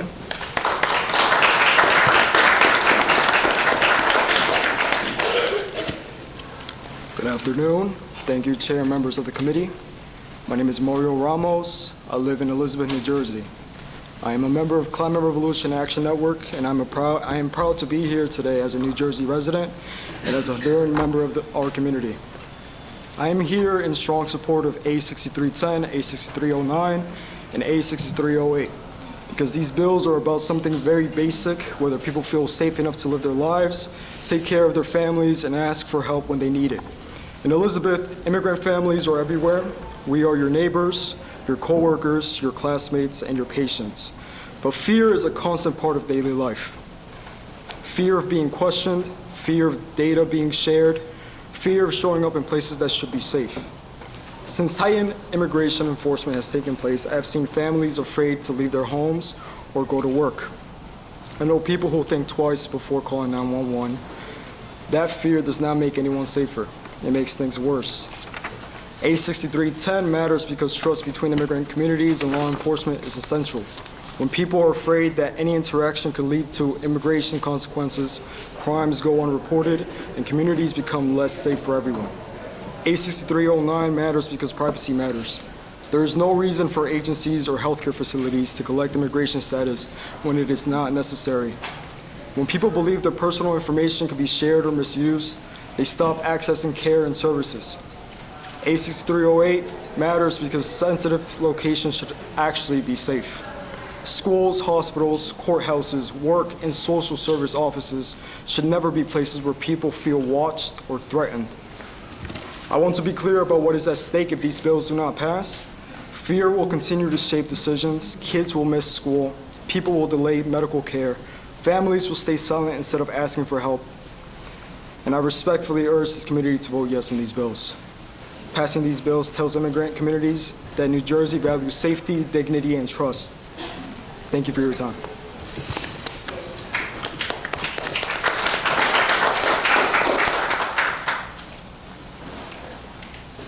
Sorry, I was called as next in the other room, so I just realized, oh, you're all together. So. Brian Bilski, you ready? Okay, so yeah, I'm a well-informed, concerned citizen, basically supporting all three in order to keep our community safe.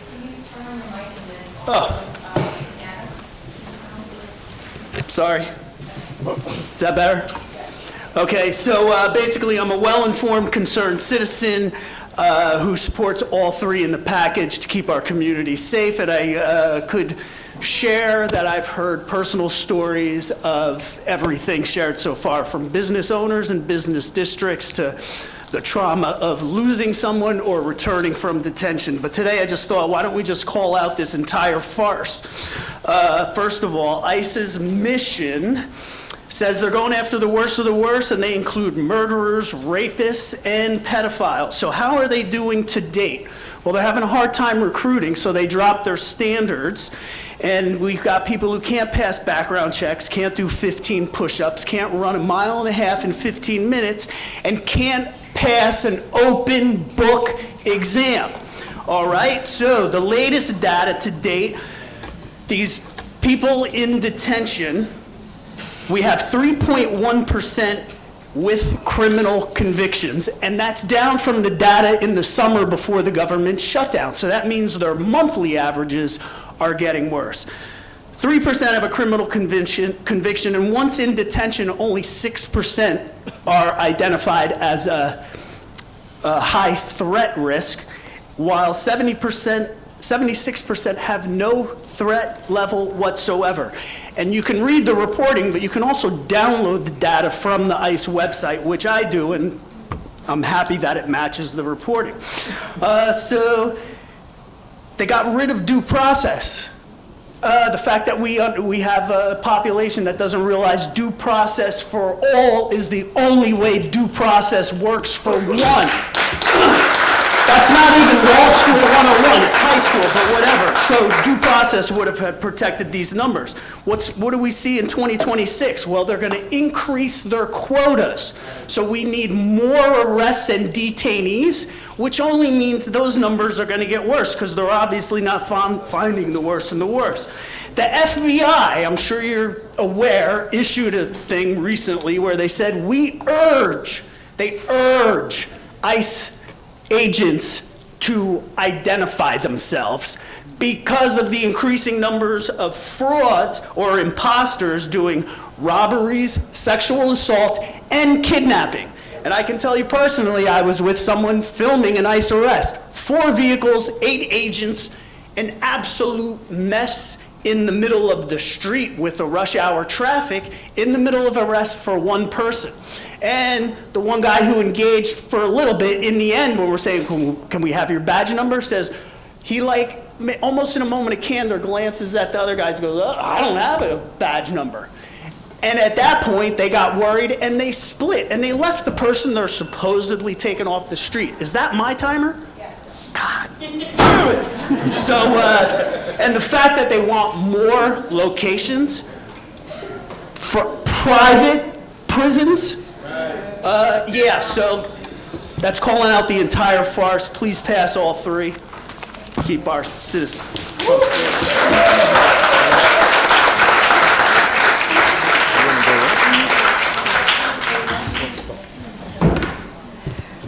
Next, if we can have Kaleem Shabazz from Atlantic City Council, Allison Nolan from Volunteer Lawyers of Justice,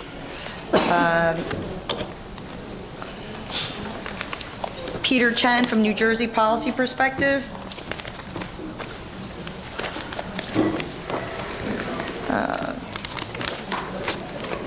Farhanaz Shamim, I don't know if she came up. She left, okay. So I think she left, so just say no need to that.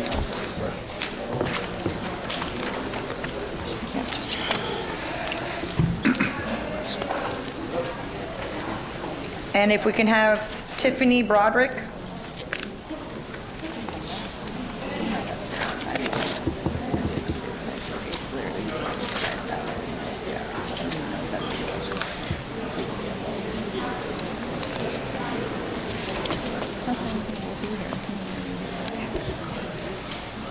And for those of you who are in different rooms, there is some room in the main committee room, so if you can come in, that would be also helpful.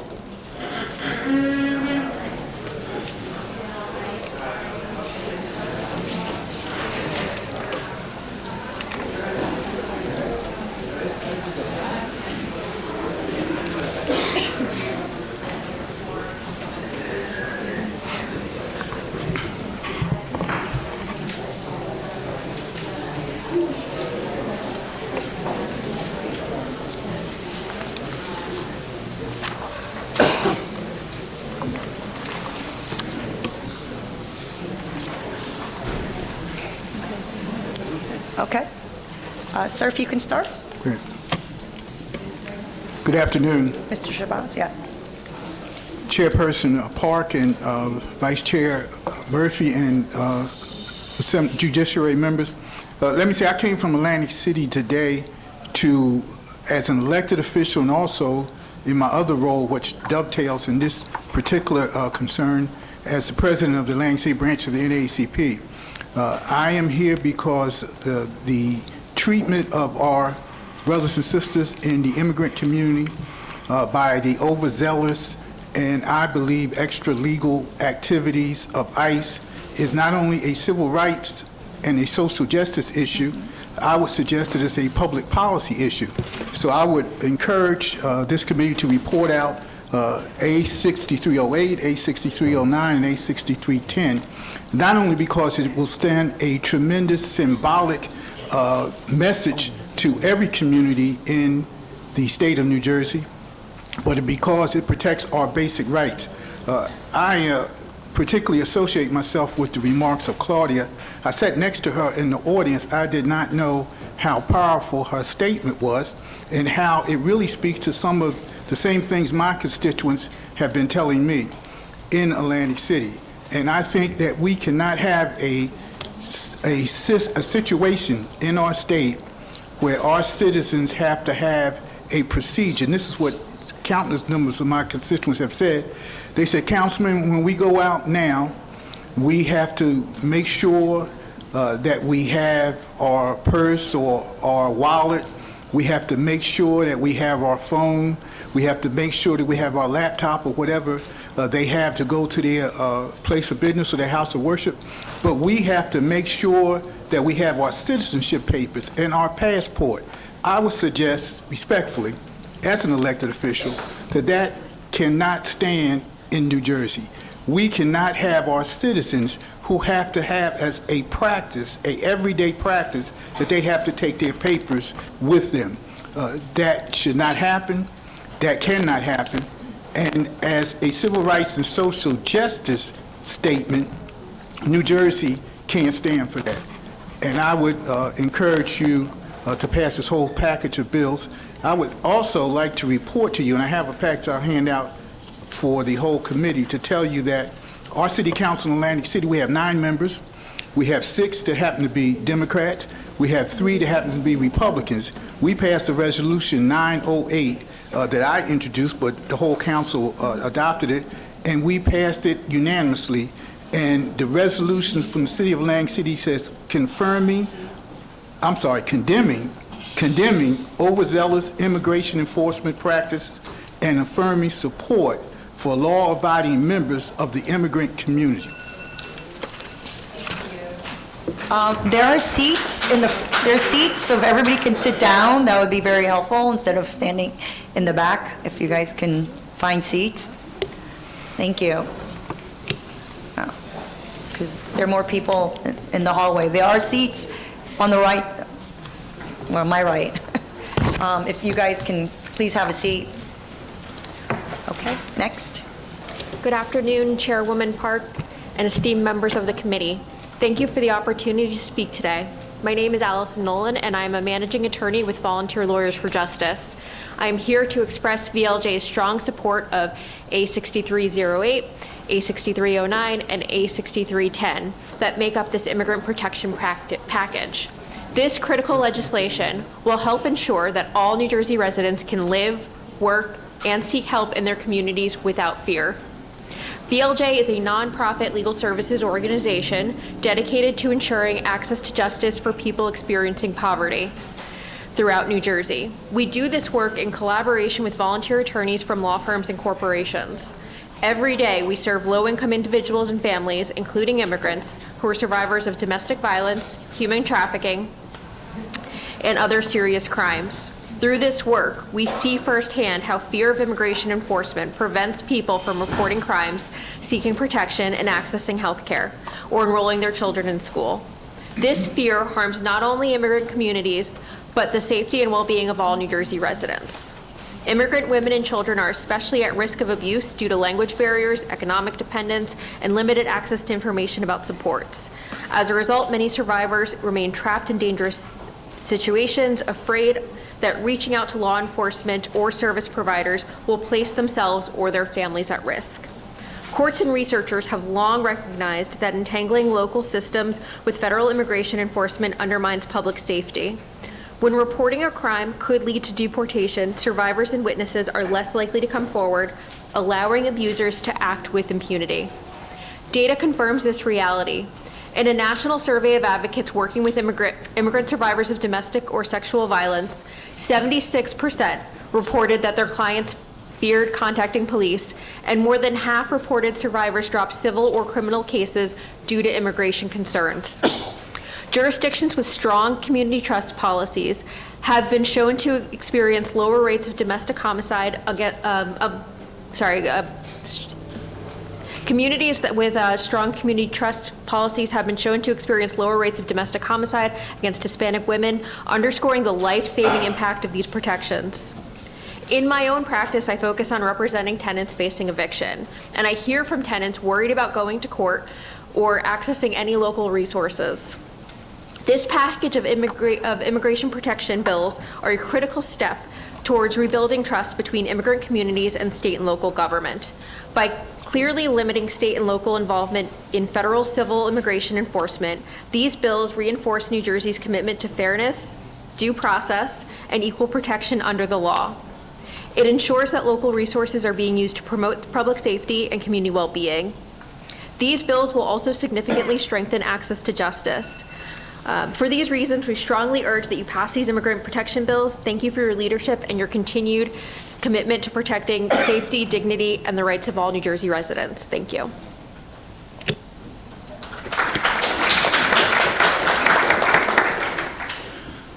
Good afternoon, committee. I just thank you for being here. Two of my colleagues asked that I speak on their behalf that had to leave. My name is Reverend Eric Cussman. I represent St. Bartholomew Lutheran Church in the great city of Trenton.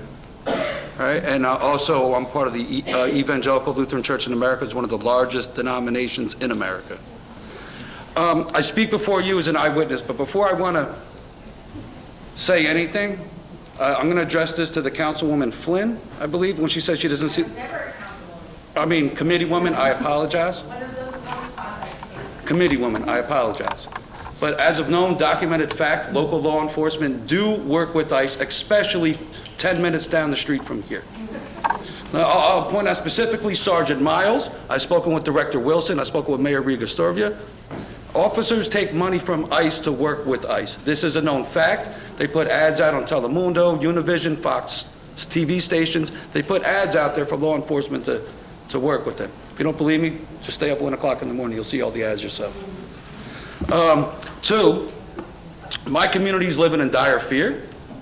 I work with a great community that's very diverse, from whether it's Haitian, Somalian, Guatemalan, but everybody's living in fear. I run a food ministry that went up by numbers 300% since Trump took office. People live in fear. When Trump was elected, people live in fear. I had 30 families hiding outside my church because they thought they were going to be deported. Is that okay with you? Because I want to ask you directly. See, you don't have to. Because, Lutheran theologian Dietrich Bonhoeffer said silence in the face of evil is evil itself, and not to act is to act. I think this, but I'll ask questions, Madam Chairman, don't worry. I have some questions for you. Yes. So the community is living in fear. We're scratching to get resources to continue to feed folks. And these aren't criminals. These aren't rapists. These are mothers with children. And that's all I see in my community's mothers and children come for food. We're talking 300, 400 people a week. Is that okay? I believe it is not. I want to work myself out of a job. I don't need to have a food pantry. I want everybody to be prosperous and succeed. I want, no matter how you are defined, that there is justice for all, like when we say the Pledge of Allegiance. But what does that all mean to the committee? What does that all mean to the state of New Jersey? Is that all meaning all, or only a select few? When ICE is out patrolling the streets, how come they're only attacking black and brown bodies? I've never seen them get the Polish people in my neighborhood. These are just questions I have to ask, since you are the elected officials. As a pastor of a faith leader in where your state house is, I've seen the dire effects of people being persecuted night and day. I get calls 3-5 times a day of families. But I'm not going to go over my time. Thank you.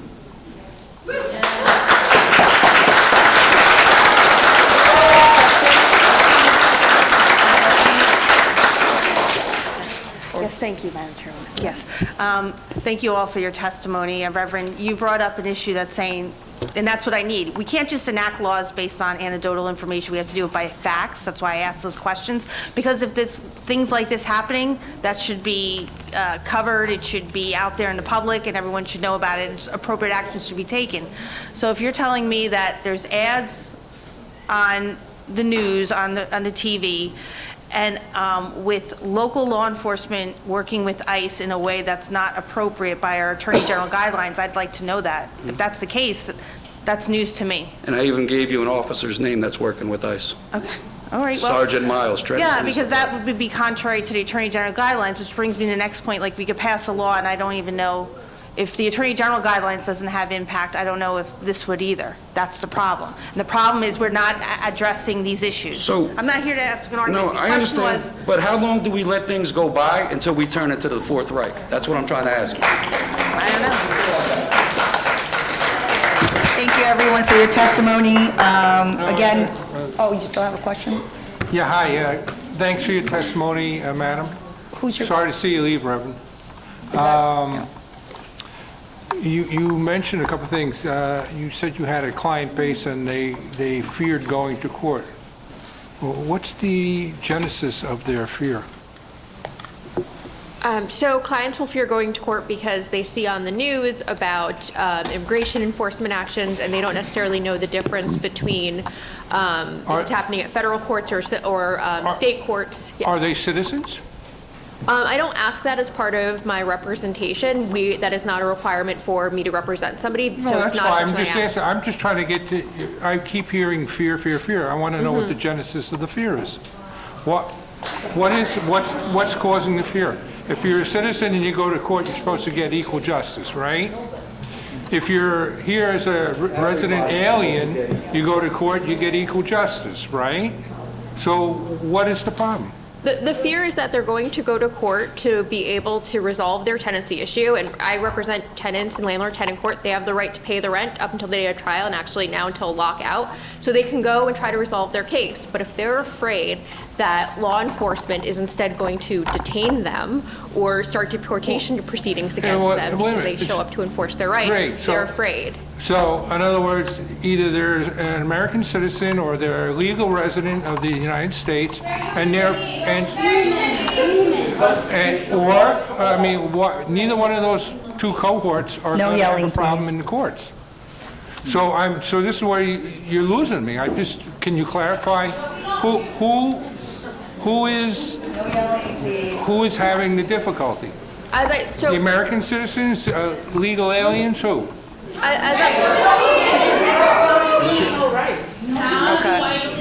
Okay, so and the second question is, if I may.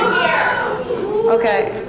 As I mentioned, we don't ask about what their immigration status is, and so when they talk about their concern, I don't ask them what their status is, but I also have heard of people who were detained and were here legally, but were still detained anyway, and it takes time to clear that up. So you're telling me about that. So is there another cohort you're not telling me about, or is it just those two? In other words, American citizens or legally registered aliens. Anybody else, or is that all we're talking about? People on tourist visas who get kicked out because... Madam Chair, could I respond? Sure. Mr. Assemblyman, I am an elected official in Atlantic City. Councilman, it's a pleasure to speak with you. It's my pleasure to be here, sir. Let me respectfully respond, although you didn't ask me the question. With regard to the people who are my constituents who have told me of the new practice that they have instituted because of the situation of ICE, of course I wouldn't identify them, but the people, the constituents in my ward, I'm representing the 3rd ward in the city of Atlantic City, they are not only citizens, they are homeowners, they are taxpayers, they're working class people. And again, I'm not going to say their names, but all of the people that have said this to me, they are, again, homeowners, taxpayers, registered voters, and citizens in America and New Jersey. And they are fearful, and they have adopted a practice. They're not just fearful. This is not just theater or politics. They have adopted a practice of when they go out, taking their papers because they see the unregulated way that ICE is operating, and this is their way to try to protect themselves. No, Councilman, look, you and I are, let's be honest here. Yeah. When I go out of my house every morning, I put my wallet in my pocket, I put my keys in my pocket, I put a bill. But Mr. Assemblyman, you don't take your, Mr. Assemblyman, you don't take your passport. I carry a passport card. Wait a minute, Mr. Assemblyman, I agree with you. I have my wallet in my pocket. We do the same and I take thing, my right. key. But here's the difference, and I'm glad you brought that point up. That's a good point. We all do that. We all search for our keys, make sure we have our laptop, make sure we have our phones, we make sure we have our wallets we do that. But the difference is, you don't take your passport. You don't take your citizenship papers. That's the difference.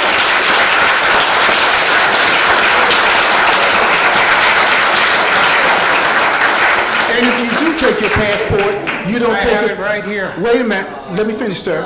If you do take your passport, you're not taking your passport. You're not taking your passport for fear that you're going to be detained or deported. You are taking your passport.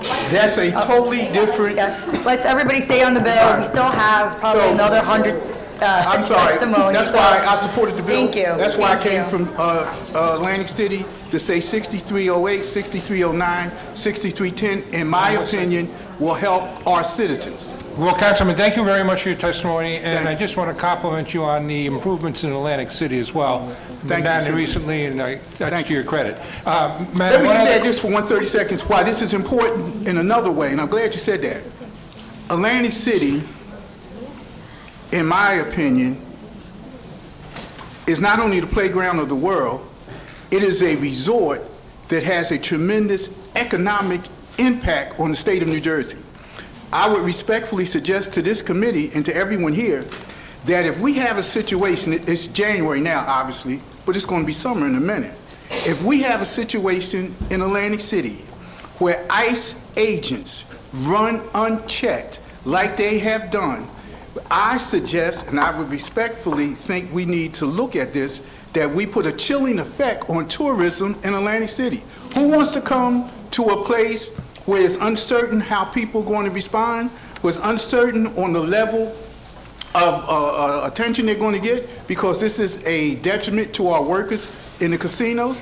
I would suggest there's an economic factor to consider about ICE running unchecked in Atlantic City, all across the state, but particularly in Atlantic City. I would recommend that we balance that with the quotient of safety. So we want to take economics and safety and balance them, because people aren't going to come to the city if they don't feel safe either, Councilman. I'm trying to stop. Madam, one quick question. Atlantic City is safe, and Atlantic City is safe because the government and the police work together. I'm sorry. I apologize, Madam Chair. Just a quick question. The supremacy clause in the Constitution, do you think that's going to interfere with these bills? Nope. That's not my area of expertise. I'm hearing no from other people. That's not something. Well, the supremacy clause has...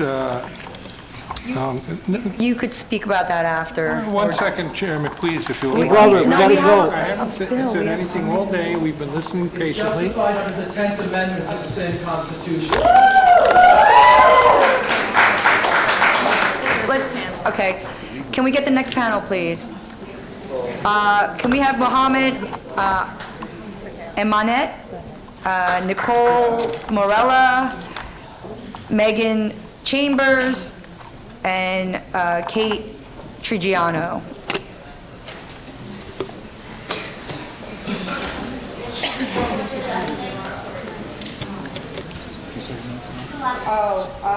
Okay.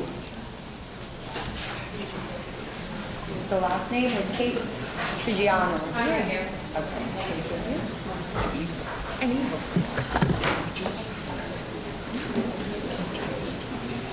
What happened?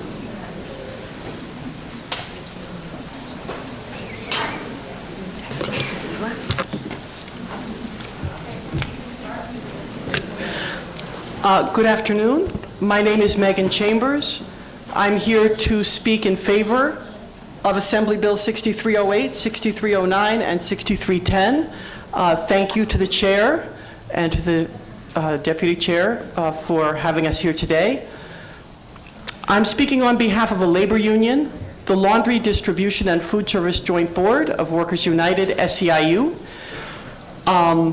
And also in support of this legislation is the SEIU New Jersey State Council, which is a combination of tens of thousands of workers and SEIU affiliates across New Jersey. I am the president of the State Council as well. These bills are critical, and they're the right thing to do for all the reasons you've heard today. Like you, I've been here since the beginning. I want to add some pieces that haven't gotten as much emphasis. Look, New Jersey is a state where immigrants make up a very substantial portion of the workforce. They are vital. They are essential and vital to the success of businesses all over this state. They are essential and vital to the functioning of important institutions that provide care all over this state. They are essential and vital caring for young children, sometimes in homes, or sick folks or elderly folks, sometimes in homes, enabling people to go to work all over this state. 1 in 4 workers in New Jersey is an immigrant. And then that percentage is much higher when you look at essential work, the kind of workers who were not permitted to work from home during the pandemic because the state could not function without them. To damage, we're talking about preventing damage to the New Jersey economy. And it is vital that these 3 bills be passed. And immigrants are so critical to the functioning of this state. It is also, should be said, that it is only their due that their contributions be recognized, that their privacy be respected, and that they be properly defended from violations of their due process that are a shame to all of us. I applaud Assemblywoman Park for introducing 2 of these bills, and also Assemblywoman Quijano, not on this committee, for introducing 1 of these bills. And we are wholeheartedly in support of all 3 of them, and we ask that you please pass all of them. Thank you.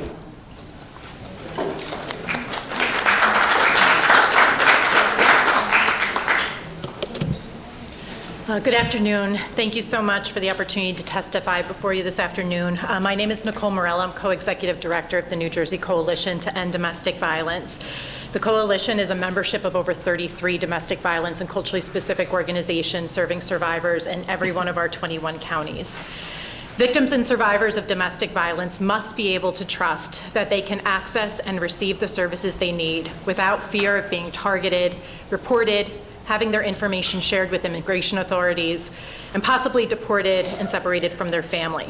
As we heard here today, without this legislation, the isolation that so many communities are already experiencing is just going to continue to be magnified. And unfortunately, domestic violence feeds off of isolation.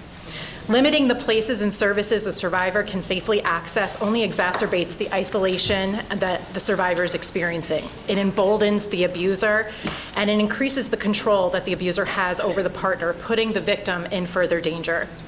Victims and survivors should be able to turn to their church, their healthcare provider, their children's school, or their local domestic violence provider without fear of being targeted by ICE, reported, or deported. Over the last year, we have seen the chilling effect, fear and confusion that federal executive orders, lack of information, and misinformation in the public is causing survivors, advocates, and our providers themselves. The model policy that would be required by the introduction of this legislation would be helpful and instrumental for our providers to better understand their rights, how to enforce their rights, the survivors' rights that they're working with, and to ensure that we're protecting their privacy and giving them the opportunity to access the services they need confidentially. And if I could just briefly speak also on 6310 as well. I just wanted to add, I know previous colleagues spoke about the National Alliance for Immigrant Survivors, and just want to echo that we are seeing the same thing in New Jersey. They reported 75% of respondents reported that immigrant survivors are fearful of police, and we are hearing this from programs across the state.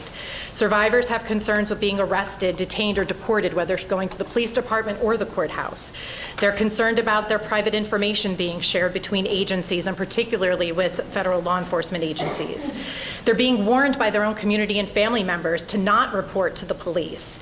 And they're even fearful of just being in public places. An example of this is we heard from one program, they run, as many of our programs do, regular support groups every week, many of them, and they had a group where no one showed up. And when they reached out to survivors in that group, they found that there was police activity on their street. It was likely related to a car accident, a traffic violation, but just the mere presence of having law enforcement there put them in that much fear to not even access the services. And while, yes, they weren't going to the police to report, but if they're not even willing to access the services on the street where there's a police presence, they're not going to walk into a police department, they're not going to walk into a courthouse and get the services that they desperately need. And we know domestic violence doesn't just impact that adult victim, it impacts the children, the family, the community, and law enforcement. We need this legislature to pass these bills.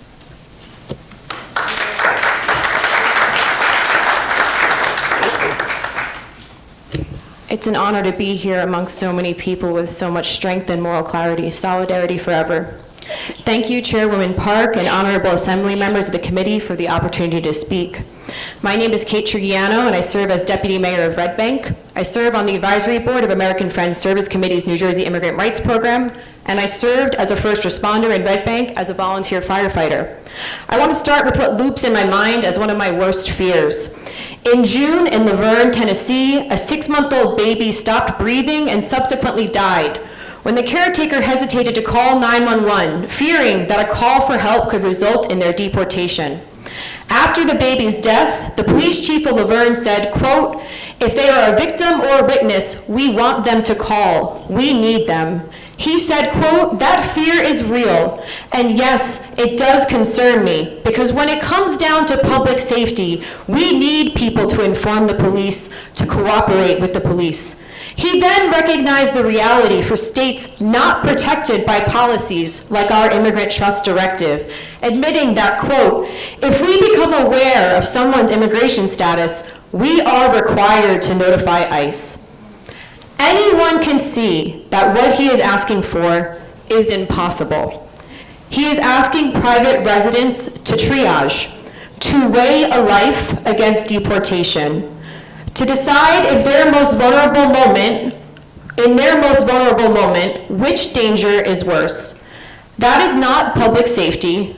That is the breakdown of public order. ICE is not a distant idea to us in Red Bank. Their looming presence, their sudden trauma-charged visits are a part of our lives, Vicki Flynn. Thank you.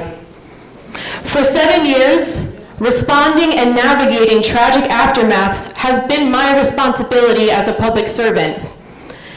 8 weeks ago, I responded to a rapid response call a few blocks from my home, from my house.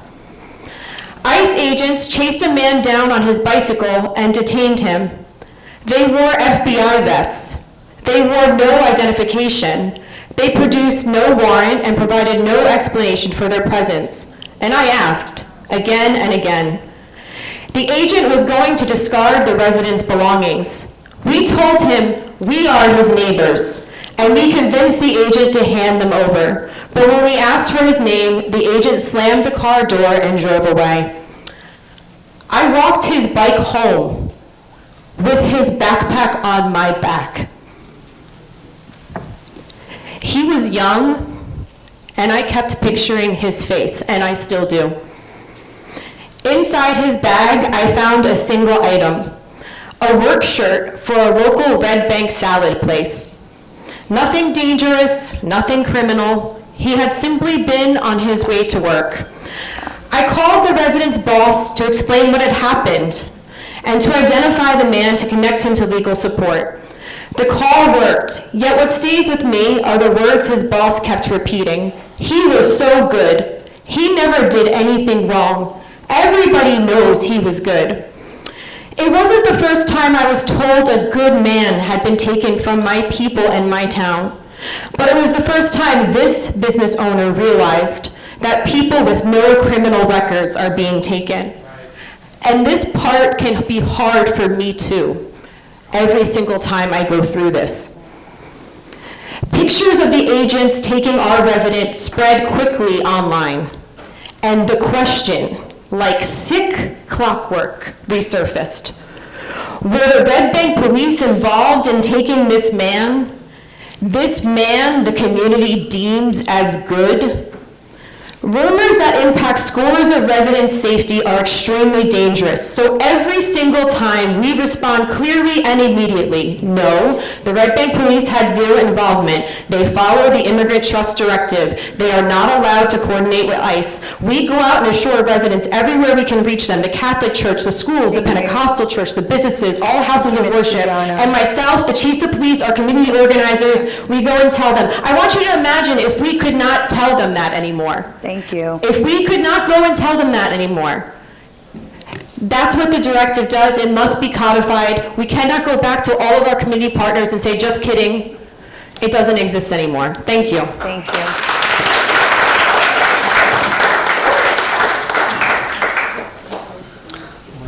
Hello, guys. Thank you for giving me the opportunity to testify today. My name is Mohammed Emanet. I am representing my family, the Emanet family, and Jersey Kebab of South Jersey. As many of you might know, we had a ICE raid at our restaurant where my parents were picked up on the prejudges that they just had to fill out some extra paperwork at the office, and guys heavily armored in U.S. Marshals entered our restaurant at 11 a.m. exactly when we opened our doors for business alongside of our customers, and picked up my parents within 2 minutes, and afterwards my mother was locked up at New Brunswick for about 15 days awaiting a bond hearing after we didn't receive any information about her whereabouts for about 3-4 days after them being picked up. We came to this country legally as my father was a religious worker at Imam, which is basically a pastor for our religion, and he was released with an ankle monitor that same night that he was picked up, to where in our mosque he would give lectures to about 1,000 people every week wearing an ankle bracelet on his ankle, and everybody in the community was terrorized by this event afterwards.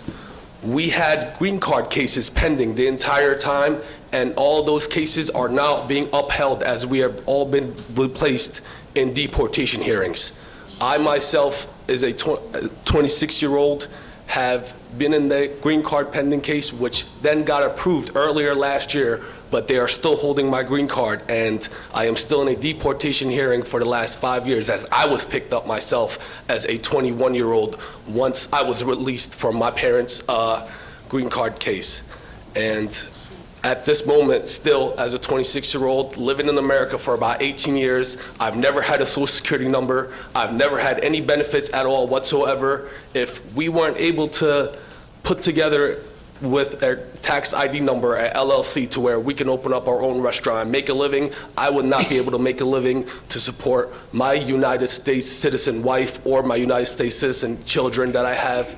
And because of that, we are still struggling at this very moment. And all these bills that are on the table right now have affected our life literally with every experience that we possibly could have had. And my father, who is a PhD holder, a doctorate degree holder in history, that has written out more than 10 books and articles in Turkey, is still behind the grill flipping burgers 12, 13 hours a day, because our green card will not just be granted because they have all placed us in deportation orders now. And we're still battling this battle every single day. We show up to our restaurant thinking, what if it happens again? And I have siblings at home that are United States citizens that are dealing with autism, and they had to watch their parents go through this with being a part of our community and me being raised in that community. Our community really saw the battle come to the front, and we're in the front lines of it, and we continue to fight it every single day. So I am an example, sir. I am a victim, and I've lived through it all my life, and I continue to live through it.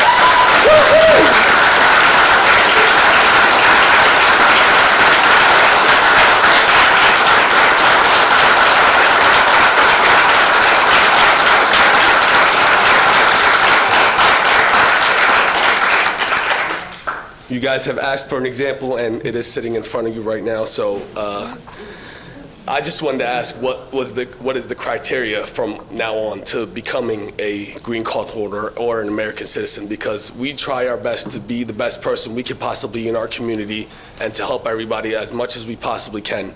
And we're still being held here. I consider myself an American. We've even named our restaurant Jersey Kebab because we're Jersey boys. And we love Jersey, and we love America, and we love being in this nation. But we are now subjected to being sent to our country, to which we have not been able to go in the last 18 years, because if we do leave the country, we're not allowed to be back here. Thank you for your testimony.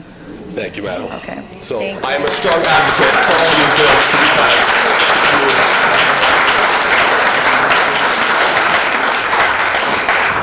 Madam, I just want to ask you a question. Excuse me for pointing out. Absolutely. Hi. Thank you.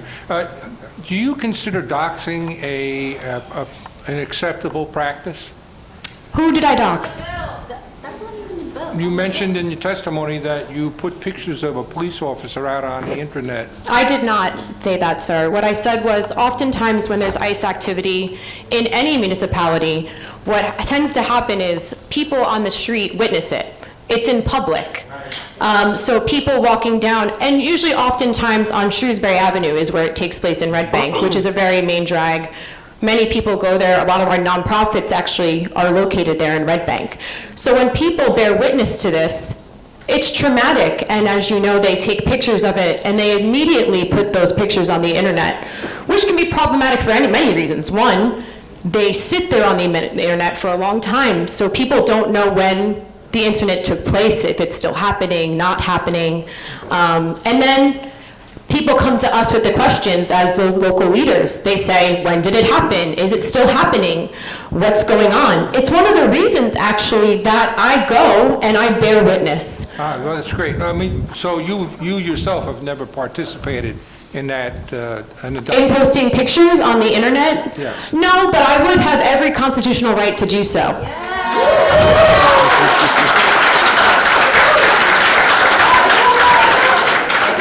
That may be changing, but okay. The purpose of me showing up here today is so that people do not bleed out, so that they do not have another baby die, so that people feel comfortable calling 911 in case of an emergency. As somebody who's been a first responder, who has worked closely with my police department, who has served locally in office for 7 years, that is my main concern, and that is what drove me to come here today, is because immigrants, undocumented people, and mixed documented people all live in community together. And so safety for one is safety for all, and that is the main reason that I came here today. Thank you.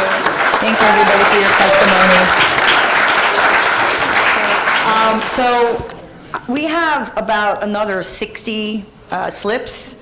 And so, I just want to see the show of hands to see who needs to testify so that we can, see. Nobody. We could vote. Is there anyone who needs to testify? Vote. Is there anyone? Okay, so, yeah, you want to read all? Oh, but I will read them into the record, okay? Okay. So we have Peter Rosano from Casa de Don Pedro in favor, Ali Azar in favor from Engage Action, and I do apologize if I do not pronounce your name correctly. Rosanna Rodriguez, Laundry Workers Center in favor. Obviously, these are all in favor until I say otherwise. Lee Goldmer, Reverend Sarah Lilija, Dr. Mary Goran from Rutgers, Amanda Dominguez from Rutgers, Peter Chen from New Jersey Policy Perspective, Tiffany Broderick from Resistencia en Acción, Halima Twam from PACC, Jeanette Norcross,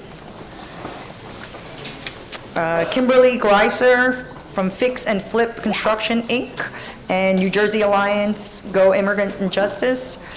Heather Hamilton Hondrosh from New Jersey Now. Ethan Brosnett from RAC-NJ. Victoria Martinez, La Casita del Esperanza, Andy Meisner, Voice for Justice Food Pantry, Dr. Norma Bao, Global Grace Health Mobile Clinic, Ocean County, Martha Friend, Cassie Holm, the Reverend Giselle Coutillo, New Jersey Synod, Bridge of Peace Community Church, Gloria Guerrero Ramirez, New Labor, John Zamboni, the Episcopal Diocese of New Jersey, Guy Trenton or Trinchon? Citron, sorry. It looks like a U, not an N. Okay, Mark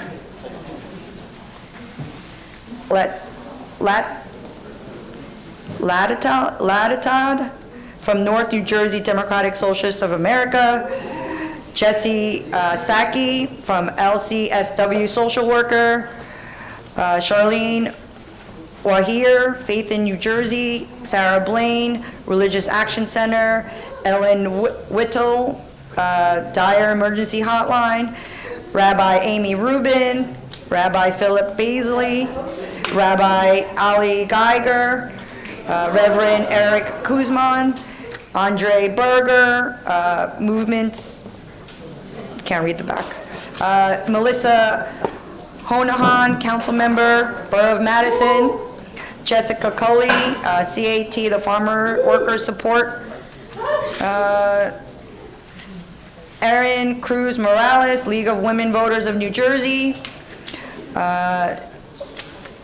Elizabeth Cohen, Princeton Council, Julie Moreno, American Families United, Amanda Dominguez, New Labor, Carl Schwartz, AFSCME Local 2298, Catherine Hunt, Peyton Peterson, Eyes on Ice, Delaney Hall,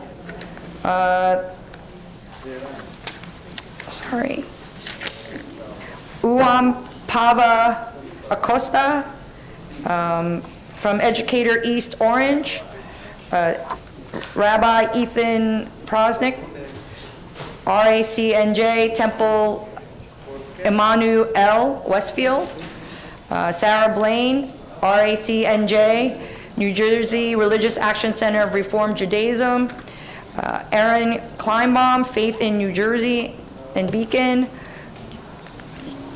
Johan Mora Valverde, SPAN Parent Advocacy Network, Anna Marla Hill, 32JB, Fred Weed, New Jersey Consortium of Immigrant Children, Dolly Hernandez, Casa Freehold, Reverend Charles Laughlin, Reverend Annie Allen, Zach Zamboni, Justin Strickland, Hazel Applewhite, ICC, Mayor Bob Cooley of Borough of Madison, Jill Lazar, National Organization of Women, Jason Achike, Alejandro Cordova, Enrique Arena Jr., Center for Family Services, Reverend Eric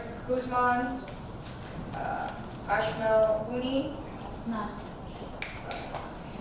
and George Torres, Reverend Giselle Coutinho, Melissa Monahan, Bob Connolly, Mayor of Madison, Melissa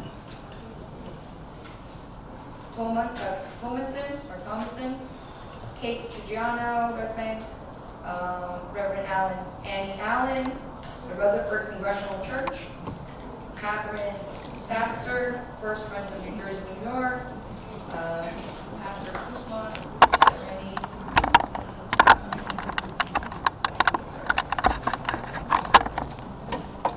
Teresa Shirley Summerhays, Cooper River Indivisible, Dr. Diane Herbert, Gretchen Seibert, Linda Greenwood, Linda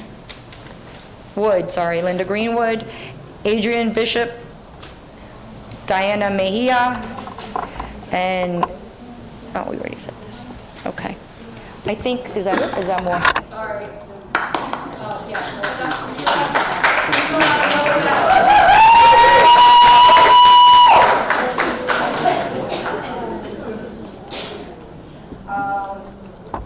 Valerie Buick-Rod, sorry if I pronounced that wrong. Nisha Thompson, Calandria Ortiz-Resend, Jen Mancuso, Mariah Kinberg, Samantha DeFalco, John Asprey, Charlie Crotterill, Robert Guaigu, Leah Morgan Anderson, Teresa Guzman, Nancy Miller Kozaradsky, Natalia Gonzalez, Jane Frost Guzzo, Jen Modell, Jennifer Citron, Ronnie Whale, Randy Mortelbaum, Alexander Stevenson, County Executive Dan Benson, Mercer County, Heather Pierce, President of Rutgers Adjunct Facility Union, Cherie Rust, Dulce Cano, Morgan Gold, June Lewis, Carol Simon Levin, Genevieve O'Connor, Becky Givens, President Rutgers AAUP AFT, Lali Amari Versategui,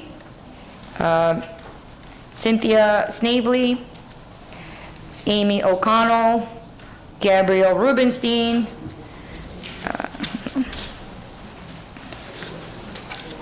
Margaret Abrams, Leslie Brown,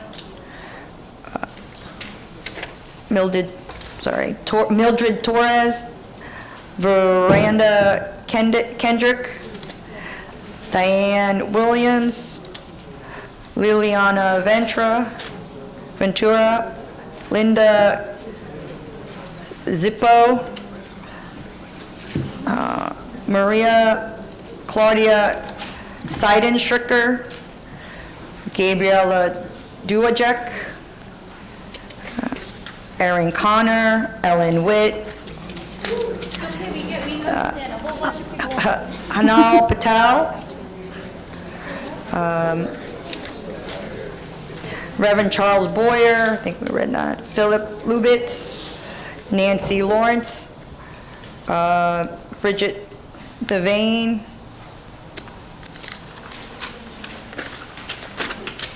Mary Caron, Megan Chambers, Susan Nolan, Cynthia Stilnick, Dana, Ingrid Ratelu, Eliza Dury, Maria Hernandez,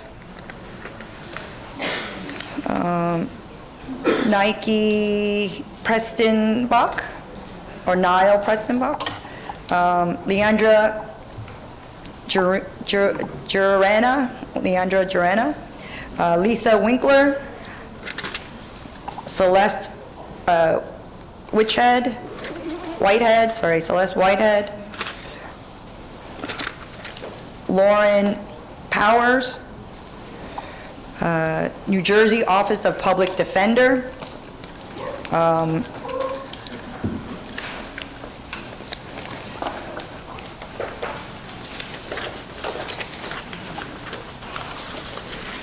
Thuy An Lee of Hillsborough Democratic Alliance, Hildy Dillon from RACNJ and LWV TNAC.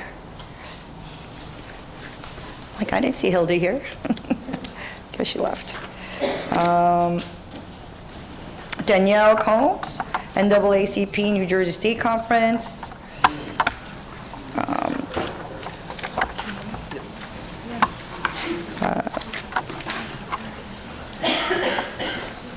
Charles Mitchell. Lisa Bennett. Elizabeth Morgan. Reverend Mary Teobot.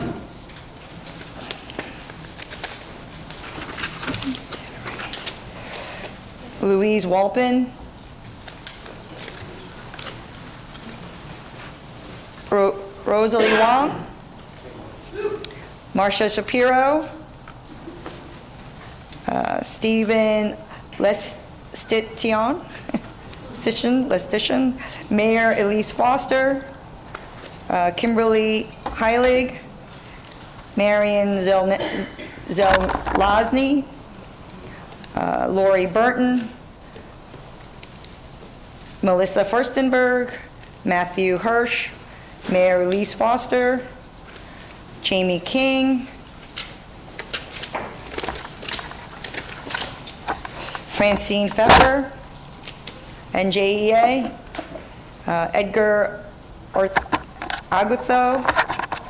And Lee Goldner. Okay. We have 3 slips in opposition. I don't know if they're here to testify or not, but I will call the names. And we have Chief Andrew Gagliano, Montville Police. Opposed. I don't know if he's here to testify. No. Stacy Greenberg, United Progressive Democrats. They didn't check the box. They didn't indicate which one.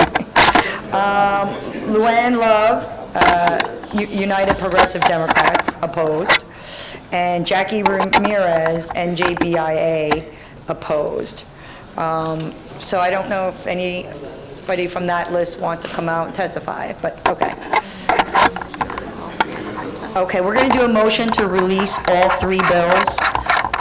So if we can have a motion and a second, please. Motion. On the motion to release bills A6308, A6309, and A6310, Assemblywoman Flynn has left a vote in the no for all 3. Assemblyman Auth. Thank you. The Supremacy Clause is part of the U.S. Constitution. Article 6, Clause 2, that establishes that the Constitution, federal laws, and treaties made under the authority of the highest law of the land take precedence over conflicting state laws. This clause ensures that state courts are bound by federal law, reinforcing the authority of the federal government. Whatever you want. Yeah, I got my own. This is not going to bear constitutional muster. And over and above that, Nobel laureate economist Milton Friedman once noted that the free immigration cannot coexist with a welfare state.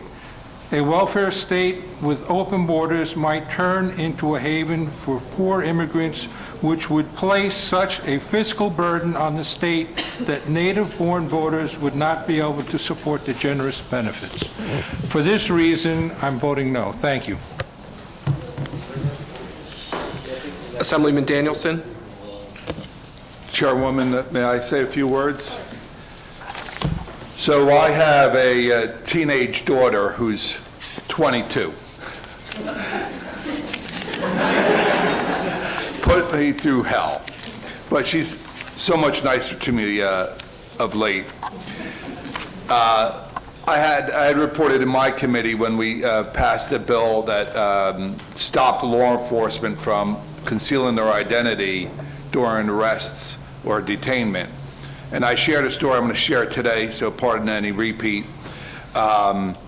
I had the unpleasurable experience of receiving a call from my daughter, which rarely happens, and she's screaming into the phone that her boyfriend and her boyfriend's family were under siege.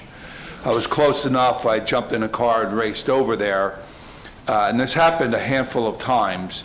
And in fact, they were under siege. by people who were purporting to be federal agents. Some were in armored protective gear, some were just in sweaters and t-shirts and sneakers. Even I, as an Army veteran and a volunteer firefighter, that scared the crap out of me. And it did not feel like America any of those times, but I got invigorated to respond each and every time faster. I don't even try to go too far. But when you see people purporting to be ICE, and to this day, I don't even know if it was ICE or any government, they were not wearing uniforms. One or two did say police. I don't know why ICE would say police, but they did not have any warrants. They did not have probable cause. They did not have a reasonable, articulable suspicion. There was no crime being committed. And that happened in quite a number of places just in my town alone. And when I called the police director, the county prosecutor, they knew nothing about it. They conducted themselves, and they actually were tyrants. And in a little political irony here, and my understanding of history, constitutional history, the first crafted amendment of the Constitution was in fact the Second Amendment that was to protect the citizenry from government tyrants first, and then tyrants from other states. So just a little side note there. But I almost felt that I needed to be armed against these federal agents to protect these families. And I will also note they continually, repeatedly visited businesses throughout. Now, I live in a very diverse town, very proud of it, probably the most diverse town, 28% white, 28% black, 29% from India, and then a mixture percentages. But 0 times did they go to white or Indian businesses. And that's where they're going. They're going to places where you're actually employed, actually working and producing. They're going to places where you eat and where you sleep. And they keep going back to the same places, and it seems to be racial, ethnic, a process of cleansing, harassing, and one of the places happens to be the business and place that my daughter's boyfriend / fiance work and their family is, and they're of different immigration statuses or stati, excuse my Latin, and it's very difficult because if they were to catch any of them, they're all going to get arrested, and there's no due process. There's no Fourth Amendment. There's no Fifth Amendment. There's no Sixth Amendment. There's no 14th Amendment. There's no America in what they're doing. They're goddamn tyrants.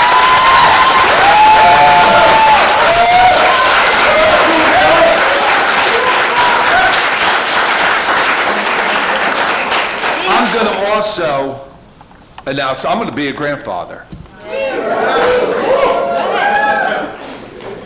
And my granddaughter is going to be Spanish speaking. I insist on it.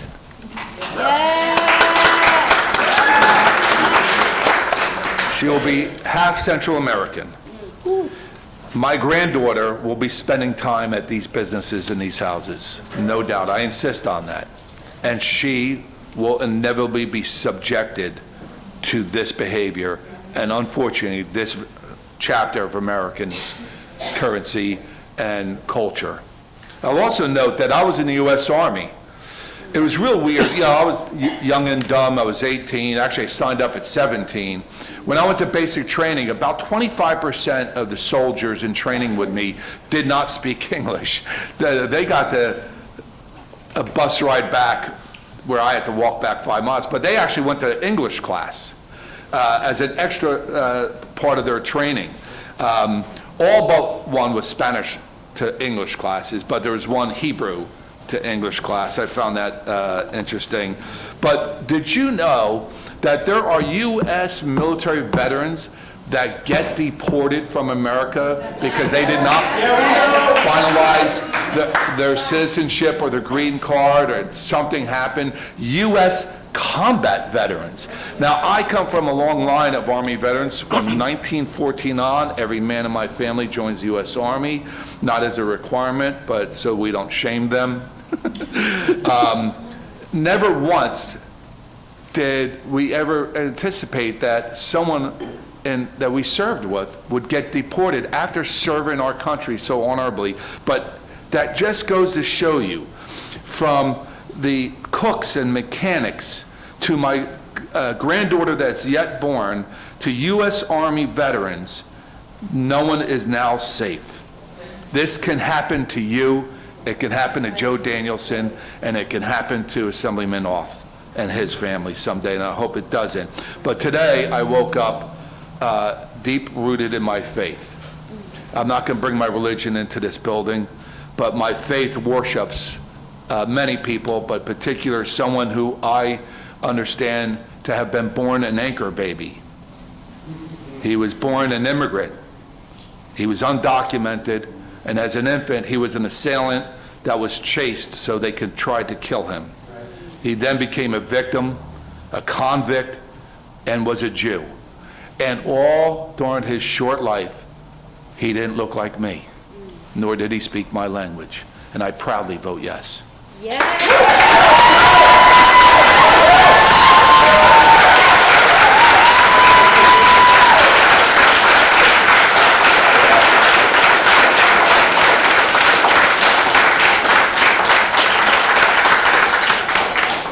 Assemblyman Rodriguez. Thank you, Madam Chair. If I may, this is going to be a hard act to follow there, Mr. Assemblyman. But first and foremost, I want to commend the chairwoman for putting this piece of legislation forward. I've supported it from its inception proudly. As a son of immigrants, as a former mayor of the town of West New York, which lies in the 33rd district where I serve now, which has been an immigrant hub for over 150 years.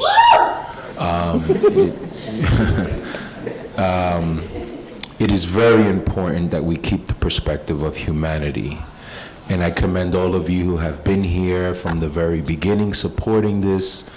No matter where you lie in the issue, this is about people and not policy. And so I thank you all for your hard work and your support. Madam Chairwoman, thank you. Of course, Assemblywoman Quijano, and I proudly vote yes.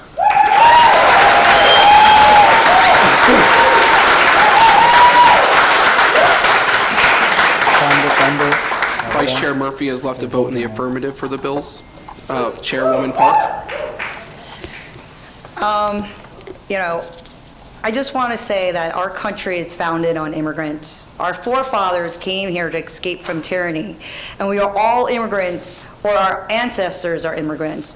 But because the immigrants of late do not resemble our forefathers, we are now being targeted. Our country also is built on laws, 250 years worth, and that is why I became a lawyer. You know, anything worth fighting for, you fight in court, right? You get your day in court. And so I'm not afraid of what's to come because we're on the right side of justice. And, you know, if we can fight gun laws in New Jersey to keep them out of sensitive places, why can't we protect our people? And bring them and give them, you know, the basic amenities such as health care, going to the police, going to their places of worship, right? So we are here to protect people and bring equal protections to our immigrants. You know, I don't know if you guys know, but I'm an immigrant. I came here when I was 6 years old. I had to naturalize, I had to learn how to speak English. And I take my naturalization as a U.S. citizen very seriously, and I'm so proud to be an American that that's what made me become a legislator or get involved in politics, was that I want to bring the American dream for others and give them the opportunity that I had when I came here in 1978. So, to me, this bill means a lot. It means the future of not just New Jersey, but the state of America. And, we need to, it just makes me so proud to look out into the audience to know that we have so much support, right? We're supporting each other. And, when we talk about the fear, even though I'm a state assemblywoman, I chair the Judiciary, because I look different, I can get picked up anytime, right? I can get harassed, I can get detained, even though they will let me go, but what's to stop them, right? And so the fear is real. And so these group of bills, I feel, are not only necessary, but it's urgent. And so I thank all of you who have supported these bills. I thank Assemblywoman Keano, and with that, I say yes.